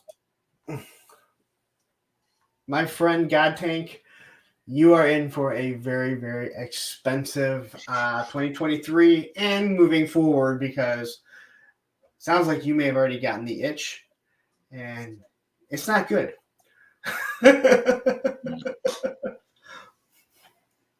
With Matthew, the people who can't pose figures are total poser action figure collectors. They're posers is what they are. Listen, I know I complain about the people that have to use stands that you shouldn't have to. I do understand the stands, but when you can't, like, thumbs don't break, you know? No more. I mean, some of the old Valorverse weapons, they broke. Some of the issues when you're trying to pose some of these figures, if you're using gridiron weapons or you're using some of the classified, yeah, maybe when you're trying to get the hand in, they start warping the weapon themselves. Though I will say this, the new Valorverse weapons seem to be really nice. They have a little bit of give. They're not brittle like those first couple packs. That not, again, admittedly, I will not be firing them at a concrete floor to see how long before they break. I do like the Valorverse blast effects, though. I need to order some more of those. Those are the best. Wait till you see the smoke effects. Oh, I saw your video with them. They a lot better than that little wisp from Hasbro. Oh man, the Hasbro stuff doesn't fit. Here's the other thing about the Valorverse, the ones that just came out. They must have changed the tolerance of the port for it, because for a while, not the first series of weapons, but like going on, they were really loose, whether it be a classified weapon or a Valorverse weapon. And now I feel like they have a nice, when you slide it in there, you can feel the tension. That's what she said. Sandra needs sunboard. I did notice one of your blast effects and one of the reviews you had. The post for the blast effect seemed to stick out of the barrel a little too much. And that's something that would drive me nuts. I'd have to like trim it off somehow. I know exactly what you're talking about. I know exactly what you're talking about. Yep. Yes, most of them do, but I would worry more about. I would probably worry more about it cutting it and it breaking or just being too short. Yeah, shatter altogether. But the smoke effects are spot on. They just Yeah. look really nice. I know Bobby D had pointed out that on some of the pistols, they don't have uh, they don't have the port for it. You have to put the blast effect that goes around it. They don't have a smoke effect like that yet.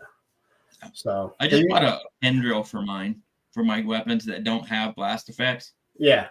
It's just a tiny pin drill just to drill through the barrel myself. I've done a couple without breaking the guns. What guns have you done? It was the main one was one I 3D printed a shotgun. Okay. From I think Dornman Art, but the one that you might know more would be the revolver from the Casket of Cruelty, the big silver. Oh yeah. I did that one. Okay. Yeah, I wonder if they work with if you could do that with the Mark II toy stuff because he doesn't have any blast effect. He doesn't have any ports for Probably. You just have to have a real steady hand or patience. Yeah. That's interesting though. I don't care. I'm not like I like the blast effects. Like I said, the Valorous do them best. The G.I. Joe ones are awful. Although I will say that some of them are okay. Some of them are okay. Most of them are pretty awful. Though the long ones that I really don't like, in the blue, I think they look really cool. Because they look the new laser ones look pretty cool. That's what they remind me of, the cartoon, even though I complain about the cartoon being stupid. There are some aspects of it that I enjoy. Not Cobra Law, though. Never enjoyed Cobra Law. No. So what makes why is it what is it about Classified? Because you said you're mostly Star Wars before. Yeah. There's a lot of world building in the Star Wars. Much more. It already has 40 years of lore behind it. So you already know the characters. And it seems like the quality got lesser of the Black Series. Okay. In my opinion, and less accessories, but the price went up.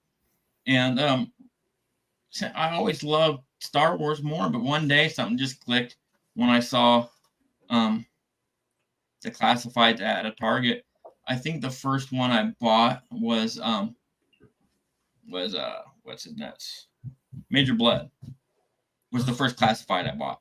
Such a good figure. And after that, I just been hooked for whatever reason. Just I like the aesthetics. I like the detail. I like even the shitty weapons, like the first Beachhead and stuff. I tolerate, but they're just so cool. I don't know really how to. The only reason why I ask is because I've heard more than a few people say that the Classified are like the only thing they're collecting now. And they're like, I really wasn't even G.I. Joe. I knew what it was, and I had some as a kid, but there was just something about it that I gravitated to with these Classified. And then I started collecting, obviously, because of their G.I. Joe. So, and again, the whole YouTube thing started because when I was looking for people doing reviews, I didn't see anyone that was comparing them to the O-rings, and since I had them, I was like, hey, you know what? I'll compare them. And I was not even down this whole toy, understanding how toys were working, And when you go and you look at, a lot of the first Classified, and you compare them to their version of the G.I. Joe, you can see all the aspects that were taken from it, like the heart's there. The guns are in the same spot, like the holsters. Now some of them are just like they're carbon copies, which is nice, but at the same time, I will say it does look like they are venturing out. Like they're showing you, like, hey, you know what? We're going to get to all your vintage, but we are also going to experiment. You're going to see new things. Yeah, I like that. That's yeah, because I don't need the same stuff every single year. Hold on, 1,000. Yeah. you can want, but first off, it's gonna be a Thunder Machine. It will be It will be Cobra, and I think the whale would be too big. I mean, don't get me wrong; it could be done. And yeah, here we went the Rattler. Yes. I don't want to say anything can be too big, but I'll do it. It'll be too big. and I'd still buy it. I'd still find a way to come up with it. But I'm also not buying multiple HasLabs. Like, I think this is my last time of doing that because I bought 2 of the hisses and 2 of the dragonflies, and that was just a little too hard on my bank.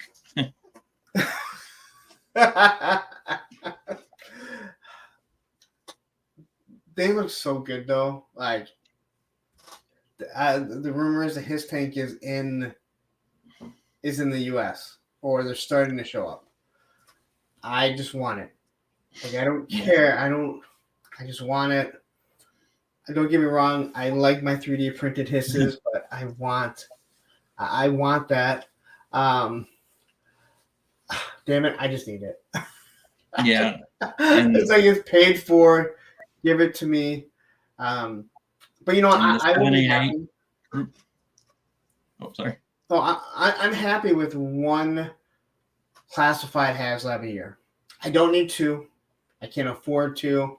The fact that they're going to start doing medium-sized vehicles, we already know that they're not going to put vamps and stuff like that in the HasLab. I can't afford multiple vamps.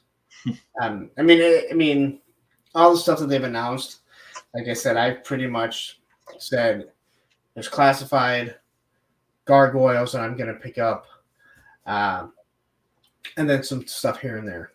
Motu I'm almost even out of because there's just nothing that I really want anymore.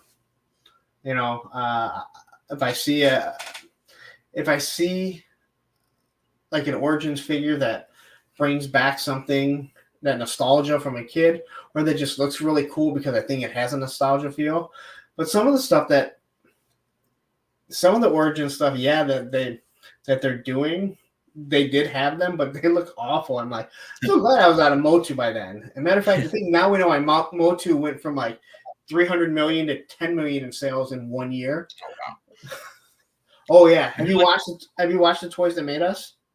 A long time ago, but I'm in that mental state where I forget what I watched. Like the Motu one is fascinating because they blame it on She-Ra mostly, and I just think that it was like you went to really crappy stuff. It didn't really have anything to do with She-Ra. Hordak was awesome. You know, all that shit was good, so it wasn't She-Ra. Yeah, but you know, I think when you introduce a new leader for another villainous group, it hurts your product. I cannot look at Serpentor will never be the leader of Cobra. Hordak will never be the main leader of the bad guys against what about Galvatron. He-Man. Galvatron is another one. Like, I want to like Galvatron, but Megatron is cooler, and then you're telling me they're the same. So how am I supposed to have them together?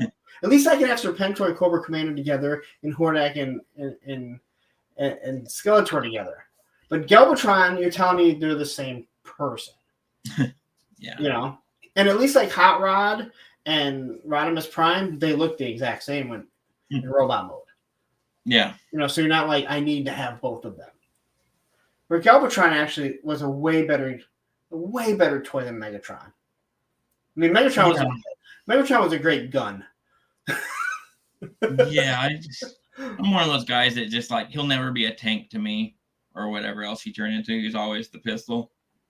Yeah. But unfortunately, we can't have that world anymore. Oh, I know. And as Matthew says, Hordak creates Skeletor and sends him to. I understand that, but he was not the original villain, and we know it. You know.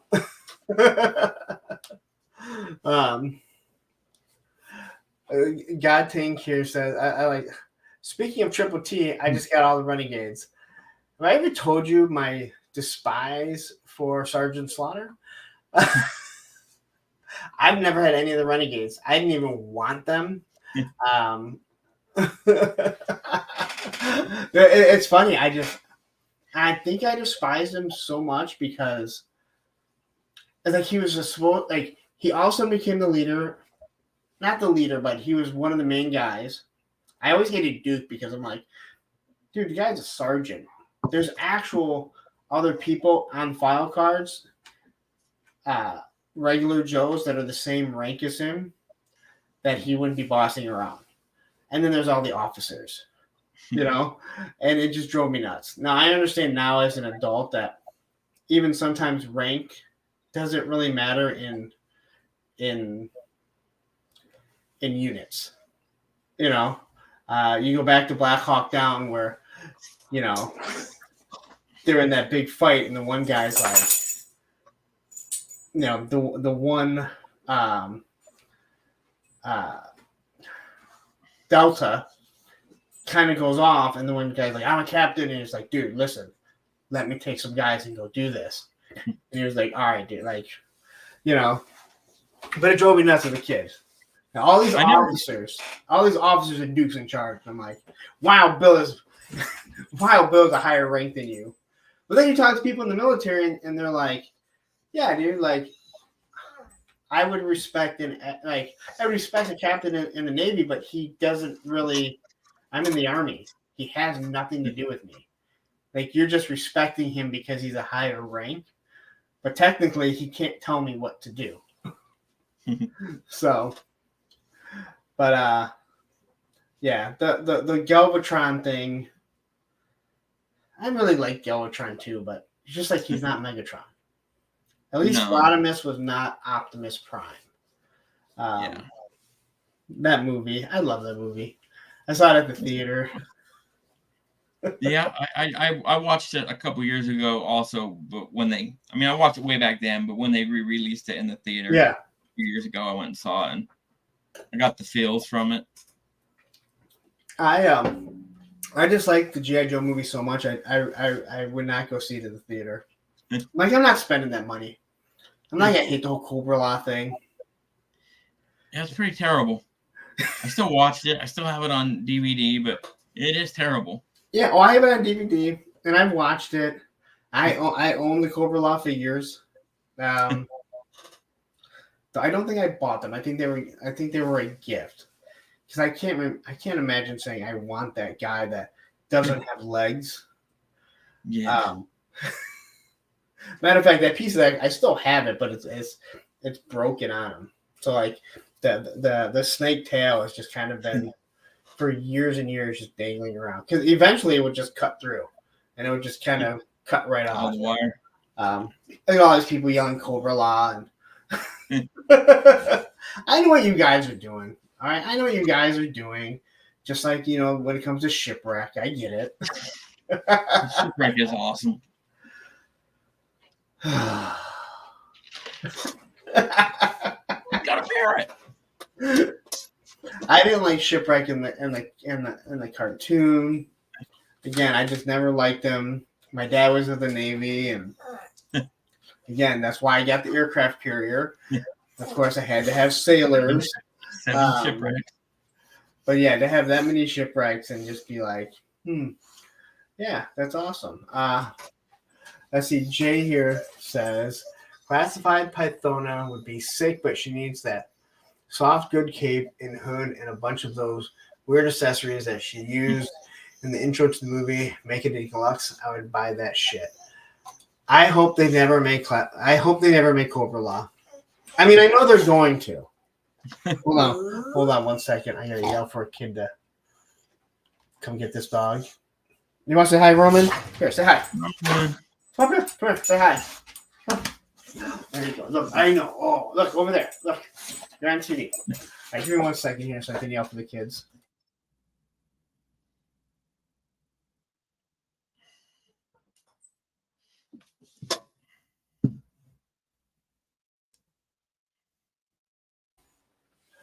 All right.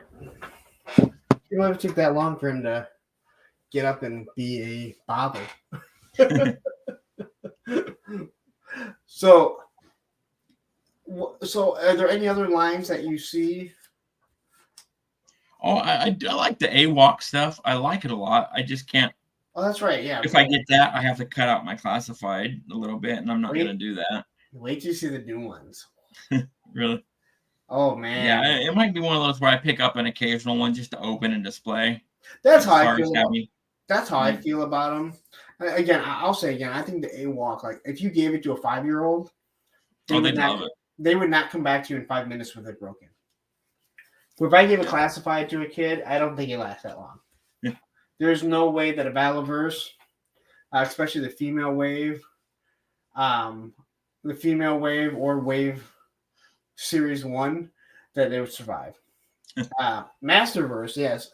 Down 7, down south says Masterverse. Those would last. And for $20, like when you feel the plastic, they actually feel pretty good and everything. But yeah, so you're pretty much just classified then right now.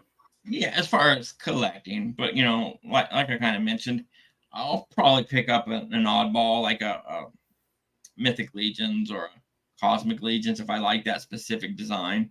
Yep. And I did get the Nightfall version of Batman, just because that's my favorite look of Batman, just the gray and blue. That's what I grew up with. That was the superpowers version when you squeeze the leg and you punch his tiny little arms. So that's what I like. That's the one I want, but since they don't have Bane, and then I want Nightfall Batman, which I know is super expensive right now, but anybody could have had him at any point. Because he was all over the place, and no one like, oh yeah, there's a McFarlane. Now he's like super expensive. Yeah. But they came out. I mean, was it SH Figure Arts? They dropped their Nightfall Batman and Bane. No.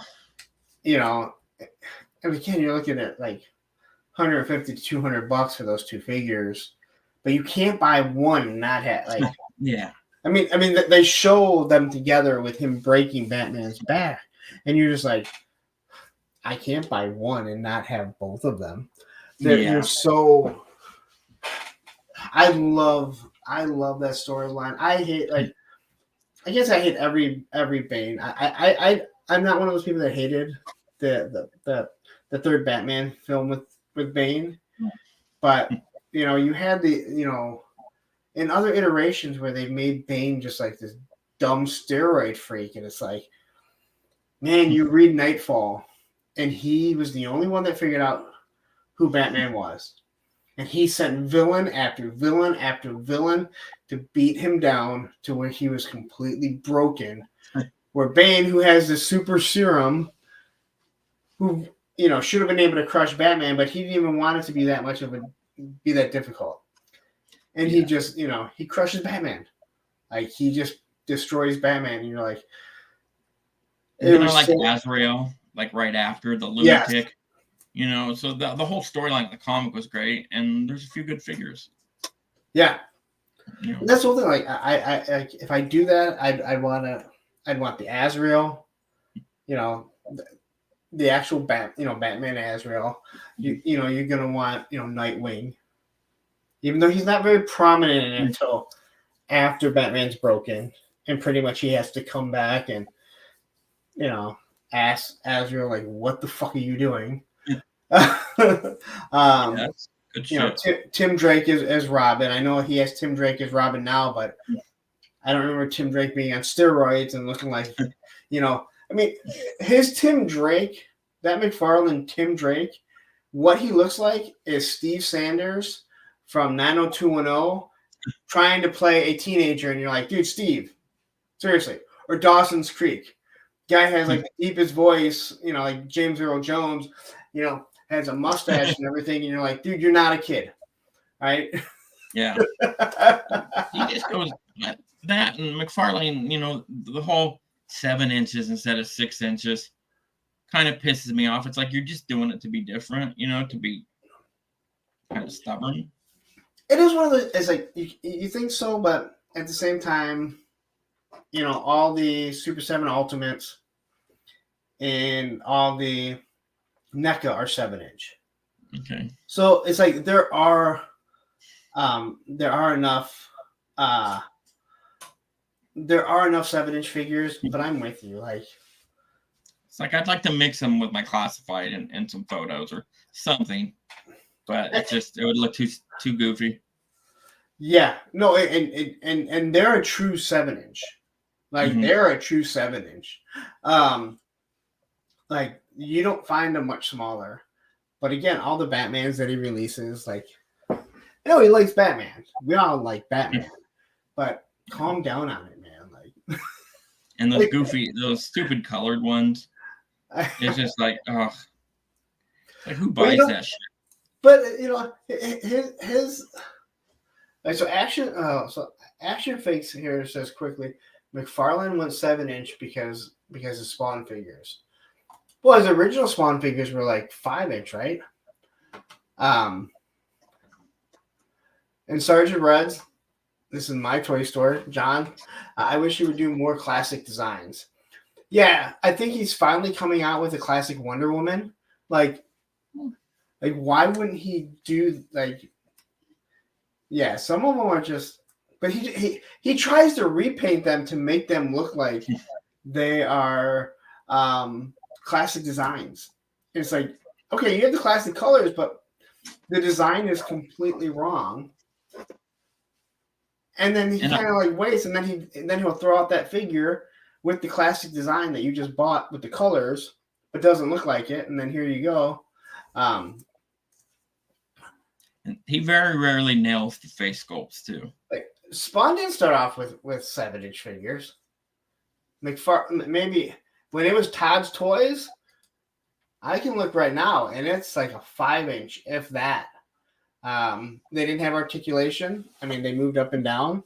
They had very little. All those ones that were on that super hard plastic, that complete plastic would cut your wrist. Yes. And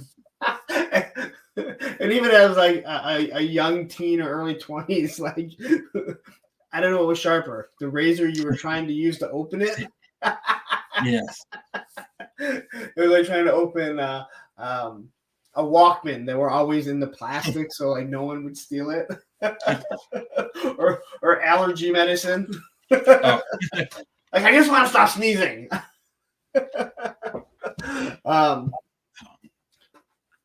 Yeah, and like Sarge says, yeah, like too many repaints. We cut back on ordering and stuff. Man, like you go in this guy's store, and believe me, John has the best store in Michigan right now for toys. Like, and luckily it's really close. He has a wall of McFarlane, and I feel bad because it's like half those figures you can probably go down to Target and pick up, and as we know, Target's going to have them clearanced for $10. Now, again, the Target clearance makes no sense to anyone because they get figures in, and next week they're on sale, and you're like, well, that doesn't make any sense to me. This Motu literally just came out, and it's already on clearance. Or Motu launches on clearance. Pretty much. Yeah. And then you're disappointed when you can't find it on clearance because you're like, yeah, this is bull crap. But yeah, it's absolutely crazy. Yeah, so let's see here. Jay says, I admire McFarlane figures, but I don't collect them. Listen, what I like about McFarlane, Uncle Todd, is that he's the first one to say, hey, you know what? If you don't like something, don't buy it. And he keeps it at a price point, unlike everyone else, that is cheap enough that he can produce numerous figures. But at the same time, you're like, we all don't want 84 Batman. But here's what I'm going to say. They don't stay on the shelves. I can go into Target right now and find both those Lando Calrissians that have been, and the Carl Weathers figure. But the Lando Calrissians have been on the shelves for 2+ years. You're never going to see a McFarlane that's been sitting around for a year. it's gone. Now, I don't know where it goes. You know, I used to say the same thing about Motu when it first started, and everyone complained that all you could find was He-Man and Skeletor. I'm like, yeah. They're like, no one's buying them. I'm like, no, I go to these toy stores. I go to these stores every day. One day there's 8 of them. The next day there's 6, and then there's 2, and the next thing I know, there's 6 the next day. Like, they're restocking them. You know, now unfortunately, there are no Motu, He-Man, or Skeletors. At least not just the basic version. Those guys should be in. There should be one of those in every pack. Those should be evergreen because I don't want a Trap Jaw without a He-Man or a Skeletor to go with it. So, the Sarge said he gave his to Toys for Tots. Good deed. Yeah, it's a tax write-off. John, we know it's a tax write-off for you. No, I'm messing with you. Seriously, like if you guys are in Michigan or you want to take a trip looking for a good store, like it's and what, John, what show are you guys going to be on? I know someone came in and just filmed in there, so the Motu Origins has horrible distribution. Yeah, I can't argue that. It's hard to argue that. I just remember when Origins came out a couple years ago, they were only in Walmart. Then they stopped being in Walmart, and then became mainstream. But it happens sometimes with Classified also. But Motu is like some of the figures you can get at Target, and then the other figures you can get at Walmart. Every now and then, there's kind of you can get, you know, a certain wave of figures at both stores. But usually, only one store gets one wave, and the other store gets another wave. So it's just easier to go to. BBTS was the only one that was carrying it for quite some time. Where you just put in your pile of loot and you wait for them, and then they started jacking up their prices too. So. Then you start you're lucky you have a shop like that around here. The city I live in has 220,000 people. We don't have one collector toy shop. It's like ridiculous. I am so shocked when someone tells me we have nothing. Now, obviously, you know, Sarge is in here again, and he's a very personal guy. I have, within a 30-minute drive, at least 4 good to great toy stores that I can hit. If I go 45 minutes, maybe not even, there's another one that I would say is a really good one. Now, they're also a comic store, but they also carry a lot of figures. I mean, I could hit so many. Like, and then I talk to people that are like, "Yep, we have nothing." We have pop shops, and I'd rather skin myself with any kind of instrument you think of that would be more painful than buy a pop. We have a Funko Pop store, actually right down the street from Sergeant Red's. My daughter loves them because she likes her Funko Pops, and it's also in the same suite that the skate shop that not only did I buy spend the majority of my money on, but I worked there for many years also, and that's the only reason why I saw it. As I was driving, I always look over at it, like thinking like it's going to be 30 years ago and this magic is going to be there, and I look and I'm like, Funko Pops. I'm like, hold on, I got to turn around and go see. And then, of course, I went and picked up my kids and took them there. So, but yeah. I don't begrudge anybody liking them. I just think they're terrible. And you know what? It's babies, you know. It is. It is in some ways, but then when you kind of look at the Funko Pops, it is just a license. I mean, they get that license of Friends, and hey, I love Friends. Boom, I'm going to buy these because something there. Then you get G.I. Joe, you get the A-Team. As long as they continue to do it that way, they obviously got too big, or else they wouldn't have dump $40 million worth of product. Yeah, something like that in the like all those really, Grogu's, I guess. Yeah, you couldn't give it away. I mean, you couldn't do something that would be equal to the tax write-off. I mean, if it was Super 7 dumping their Ultimates, I'd understand, or the reaction. That makes sense. That's where I think they bought Mondo, didn't they? Yeah, but they're keeping it separate. Cool. But they're definitely keeping it separate. And here's Sarge is saying, Funko overdid it. They're cutting back from what I've seen. Yeah, but you are buying more and more Funko Pops, as I see too. Your store has become like 1/8 Funko Pops. His store is so big, he had to start moving stuff upstairs. And big store. Yeah, well, the store is not as big as he needs it to be. It was funny. I was there, and he's like, "Hey, come over here and look at this." And I walk over. I'm like, "What?" He goes, "Take this upstairs." All right. I'd give my right arm for a collector shop around here. Yeah, like I said, I do feel very, very lucky to have so many good ones.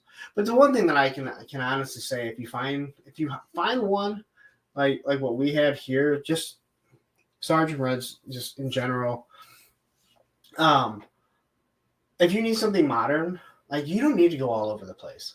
Vintage is the stuff that you have to hunt, because one place may not have what you're looking for, but another place might. And I know I've had people ask me about, like, hey, you know what? I've had people hit me up and like, what's the best way to start collecting O-ring? What should I do? And it's just like, well, if you have a shop, check out your shops, because then you can look and see what you can see what shape they're in.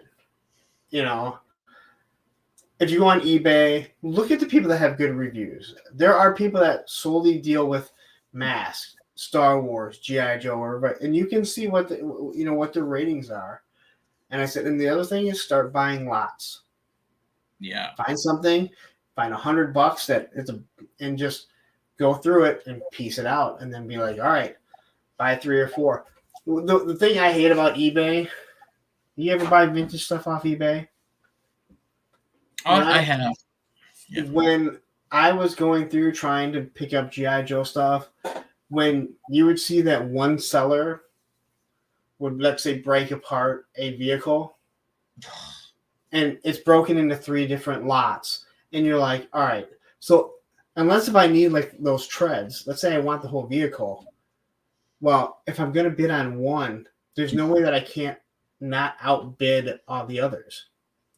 And let's say you go up against somebody that needs the windshield, and they're like, that's all that I need.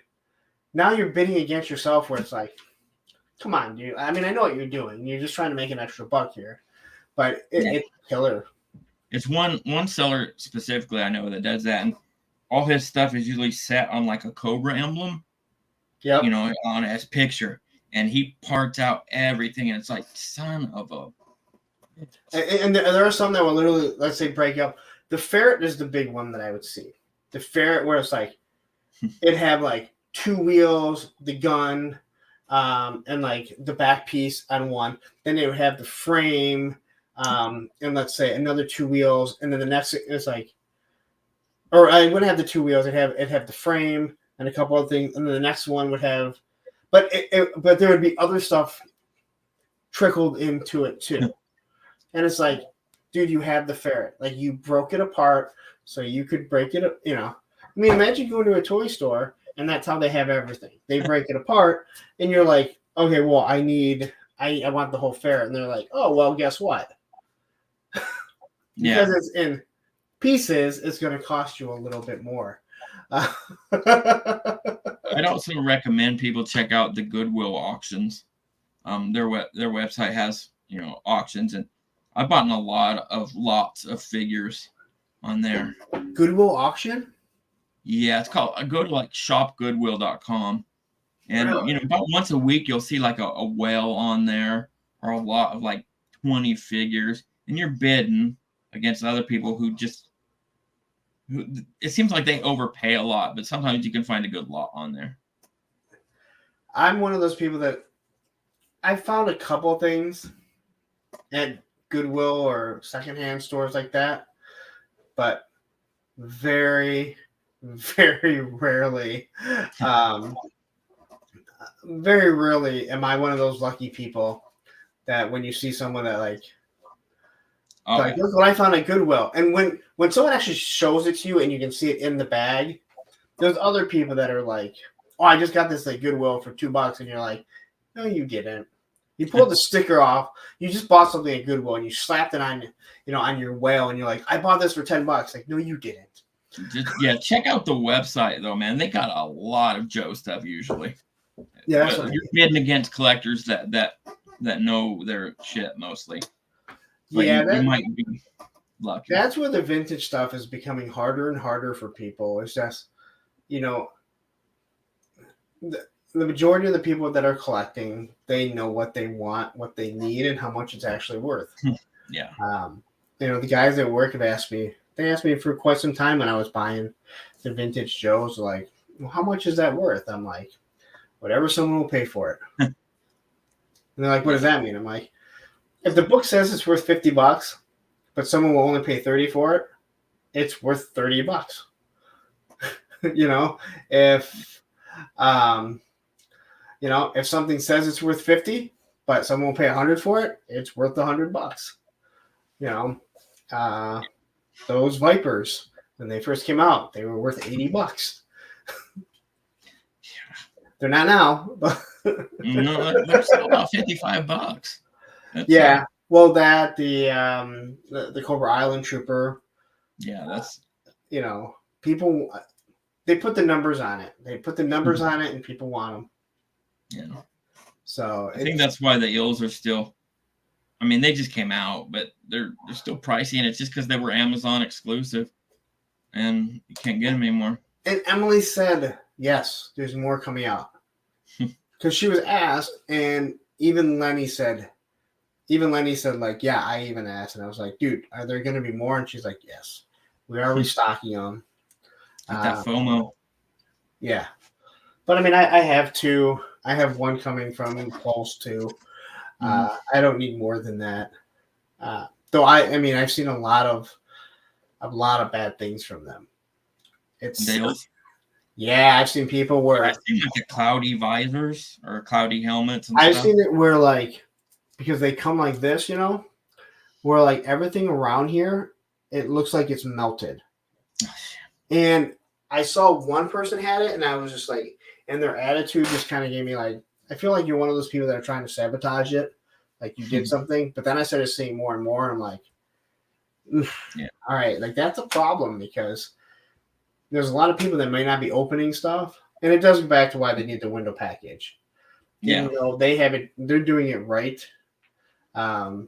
with their packaging because it looks absolutely amazing. Right now, yeah, they nailed it, and now they're going to go see in here in the window. And let's see, Down South just said the EOQC is garbage. I still have an open mind. Well, then you don't know that. I don't have any problems, but I've seen the neck that's too high. I've seen the melted ones, and the neck not pegging down properly. There's a few of them, more than a few people that have done that. The Island Viper, he had that issue with one of his, not the Viper Island guys. I made that mistake at PowerCon. They're like, dude, you're not. I'm like, no. It's like you know better too. It just comes out wrong. Yes, exactly. But yeah, so it sounds like that's like you're pretty much going to be sticking with your, classified. You're classified. You're not going to. That's the one I'll collect whatever they come out with until I get pissed off or something. Whatever they put out, I'll buy it. Right here, I don't want to turn my camera, but I've got all the box ones so far that have come out, and like 5 tubs of 20 figures that I've opened that I just keep in storage for like photos. And Do you buy two, one to keep in the box and one to open? yes, I have up until now, but I'm definitely not going to open that new Dusty. I don't foresee me opening the new Flint or the new Ninja, whatever it's called. You don't like the Tiger Force Dusty? I like it, but not enough to open one. I actually like this one better than I the. probably do too. I just Uh, already have the original open, so I don't really. He's one figure I don't really care to open a second of. I didn't think that I was going to, but I actually like him more. Mhm. And I have no love for Tiger Force. I was done by then. I don't Same even here. have one vintage Tiger Force figure. I don't dislike it by any stretch, but it's nothing that would like compel me to buy it. So according to Sarge, the Alyssa Maza is in. So why don't you just drive him over here right now? Drive her over here right now. Guess where I'm going Friday after work. I've been waiting. Yeah. I've been waiting to see how those figures look because we all know how the gargoyles look. I'm so interested to see how their humanoid figures are going to look. I think that I've seen how they look because I saw them at PowerCon, but to actually get it in hand and see. Well, the head looks pretty good of the one you just did the review on. I forget his name, but the dude with the powered gargoyle suit. Yeah, You can kind of extrapolate how a I'm figure would just look. so frustrated on how the head fits on it because it doesn't really pop on properly, but the hair on the back is just like the ponytail gets in the way. Shit. That's a bummer. Yeah, Alvin, there's no making that figure look like someone there when they were painting the face needed to say, "No, dude, you look like it's a Zorro mask." And the Flint face is a good looking sculpt. Some people don't like it, but I think it's a good sculpt. I love the Flint face sculpt. I know a lot of people don't like it, like you said. I don't understand. If you said, "Hey, you know what? I just don't think this is what Flint should look like," I understand. But the sculpt itself is good. Yeah, that's fine. Falcon is awful. There's no getting around that one. What? There's no getting around that. No. That's like their worst face sculpt. But when that's really the only bad face sculpt that they've had, and it really is. I mean, a lot of people don't like the Stalker. Now, if you want to say, "Hey, he looks too old for, a Ranger," that's so Yeah. a Sergeant, I understand. But that face sculpt is absolutely amazing. It's grizzled. Yeah. It's just an old guy, Yeah. The rock and roll looks amazing. Yes. Sarge says Falcon's going to Toys for Tots. It's a good figure other than the face sculpt. Now, Ramen Toys does have a Falcon head sculpt that they were showing off. But again, I mean, you can just go, you can find head sculpts if you want. I think people have used Dusty's face. They just take the paint off, and it looks like a completely different head, which is good because that's a little too much effort for me. I just won't use the whole figure at all. It's just like he can stay somewhere else. He's on leave. I'm with you. Like when people are like, "Oh my god, you could paint it," I'm like, "I don't paint." Oh no, I'm like, "Yeah, I know I can learn. I can learn a lot of things." Okay, I can learn how to build a house. I'm not doing it. Yeah, I just don't care quite enough to expend the energy. No, I spend enough time doing this. Well, and that's what's funny. People are like, "Well, look how much time you spend doing YouTube." I'm like, exactly. Look, like when am I supposed to have time to do anything else for myself? Yeah. When I talk to people, when I say like, "Listen, man, YouTube is like, it is a job." I mean, I'm not really getting paid for it. Make a little bit of money, but not enough. But it's like when you start looking at like no one sees how much time I spend here, or any of the other content creators. It's not just me. It's like, man, you spend a lot of time sitting behind there. And again, I enjoy doing it. This is the easiest stream that I do because I don't have to do anything. I send you a link. I have a few questions to ask you, and then we start talking. Monday night, it can be a complete nightmare for me. That's probably half a day right there between prep and the show. It could easily be. I mean, I think I found a new way to do the pictures that are going to speed up my time. But going through and finding the pictures, if I do put them on a slideshow, it can only be 50 megabytes. Oh, so really? Yeah, so it needs to be broken down. So I'll break it down into sometimes 6 different files or PowerPoints. And all those G.I. Joe pictures, they are big files. Oh, shit. Yeah, so any pictures I take, big files. Everyone else, not really that big. But the G.I. Joe, sometimes I've gone through it and it'll be like 8 pictures of like one figure, and it'll come out to be like 30 megabytes, 35 megabytes. But then you're like, how do I break this up? To your cap. Yeah. Yeah, there's a 50 megabyte cap to upload on the StreamYard. And you're just like, dude, really? You can't give me a little more than that? Totally random, but so we talked about Garbage Pail Kids earlier. Yes. You remember the baseball player Del Murphy? He was like a Phillies great back in the 80s. I remember his name. He would not sign Topps cards for religious reasons relating to the Garbage Pail Kids, and since Topps owned Garbage Pail Kids, he wouldn't sign Top cards. Which really? Weird. That's just a little, and now you know type thing. Let me tell you something about baseball. Well, let me tell you something about athletes. So my kid's mom, her brother played professional baseball. So he was like a 4th, 5th starter, played for the Yankees for I think 7 years and bounced around. And now I met her the year after he retired. Now I'm not a baseball fan, so I didn't know who he was.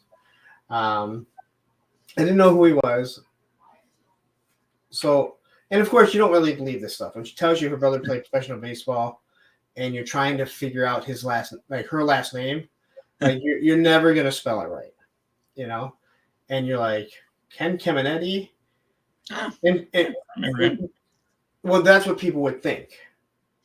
And she would tell me people, oh yeah, my brother plays baseball, and they'd see her last name, and they go, your brother's not Ken Caminiti, and she's like, yeah, I know, I never said it was.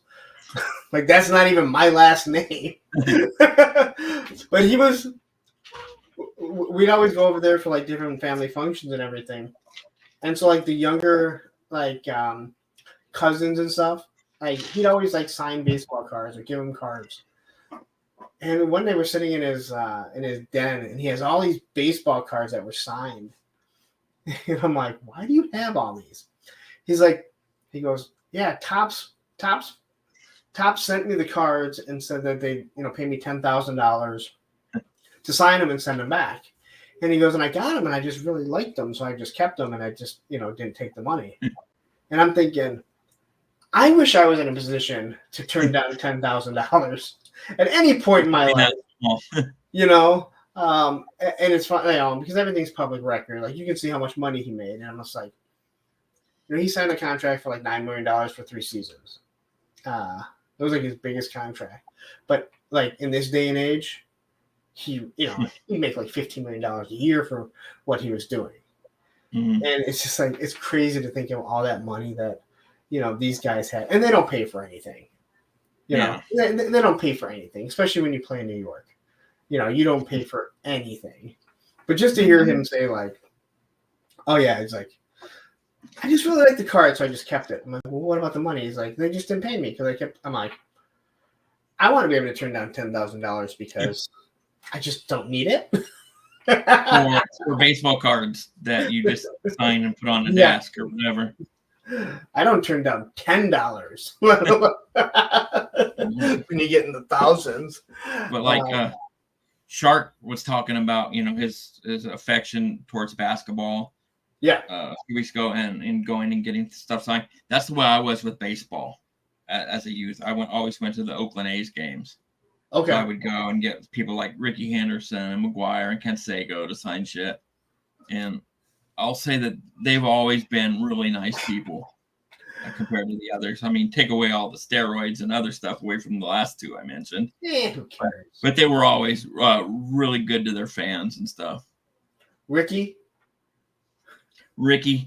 Henderson, he was. I remember him joking about like deep sea fishing with this blind, not player, but blind people in attendance. This blind guy. Yeah. They were having a conversation about like deep sea fishing, like he knew him, and he was always real nice. I've never heard anything bad about him, but he really he has an ego. Oh yeah. Well, again, so I was told firsthand, because it went around obviously Major League Baseball, that he goes, so he had a signing bonus for $1 million, which isn't very much money nowadays, but and I want to say it was when he was with Seattle. And so my ex's brother, he's telling us the story, and he was like, yeah, so the story is he's sitting there, and he signed this contract, had $1 million bonus, and about a year later, or maybe during the season, the accountant from the team contacted him and said, hey, we're showing that bonus check was never signed. That was never cashed. And he's like, yeah, I know it's on my wall. And he goes, what are you talking about? He goes, Ricky don't sign no check. Ricky got direct deposit. And he was like, dude, that wasn't a direct deposit. Like, that's the check. He's like, no, Ricky got that on his wall. Ricky don't sign checks. And he's like, dude, like, I'm telling you right now.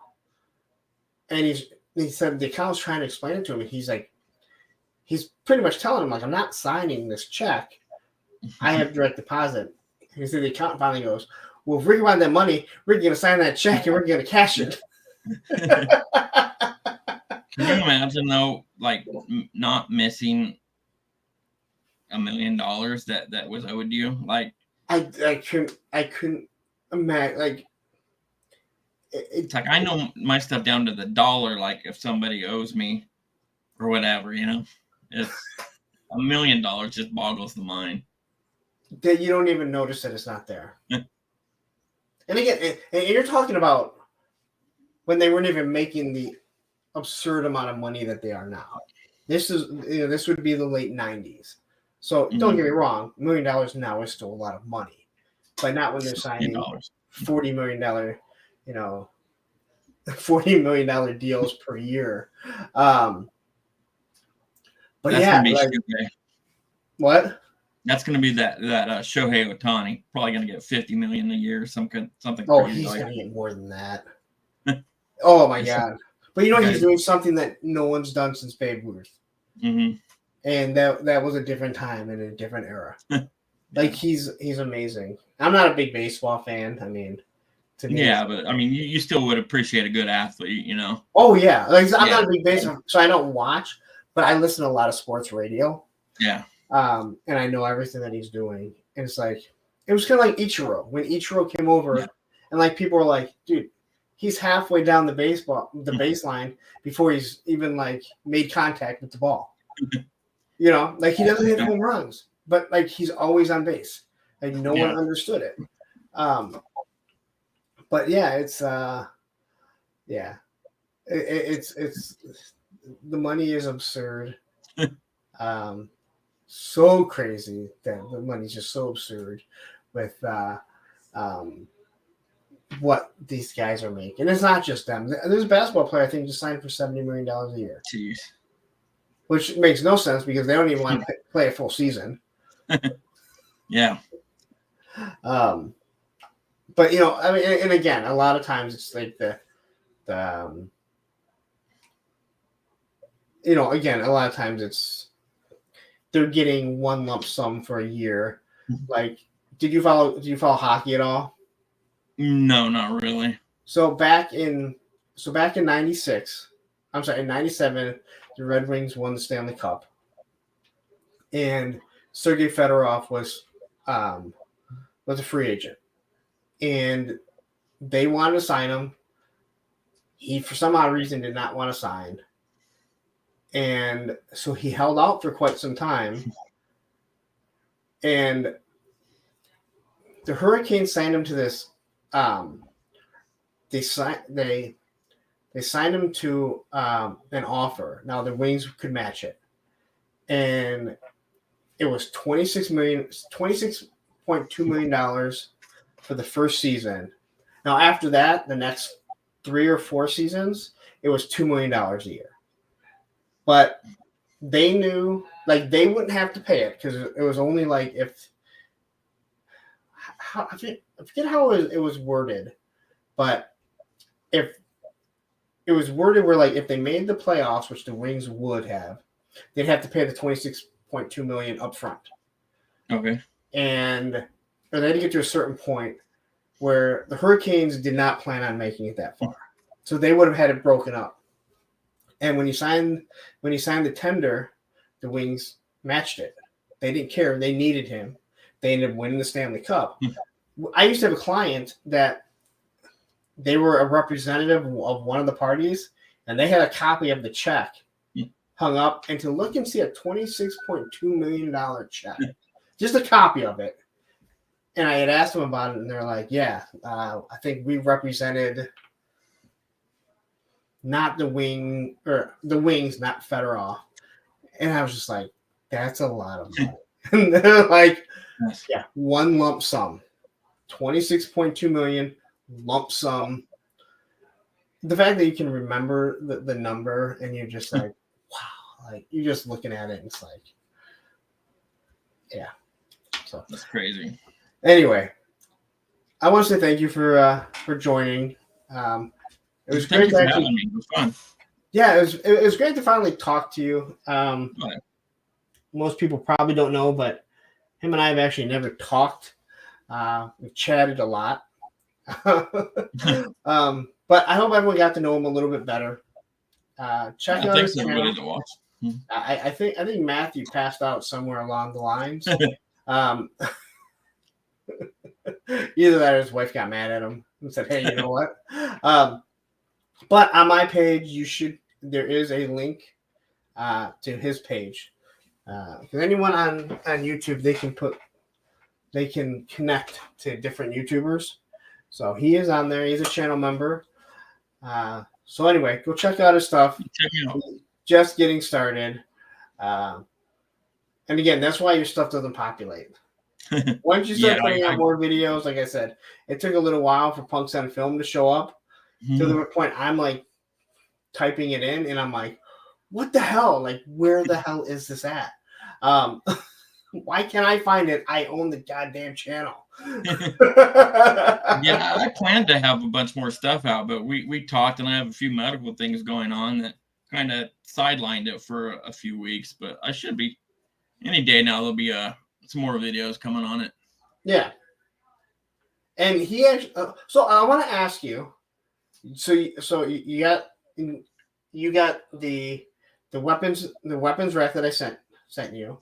Oh yeah. And I'll put a short on that just to show off people. What? Make it into a short. I'll make it into a short so people can see it. But what do you think of the weapons crates?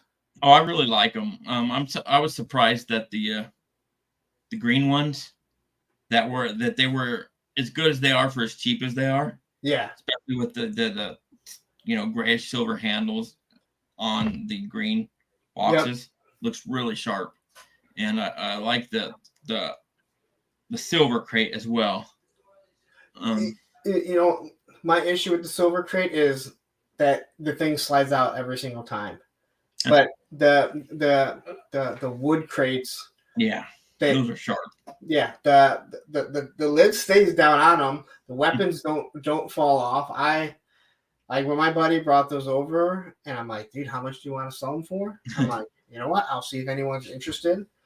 and they really do pop when you do photo displays or your videos, just stuff in the background. I can't tell you how many people have mentioned to me, how many people have mentioned it to me. Hey, what is that? What is that? But I think people's eyes are bigger than their wallets sometimes when they, They're cheap though. They're cheap. They're very reasonably priced.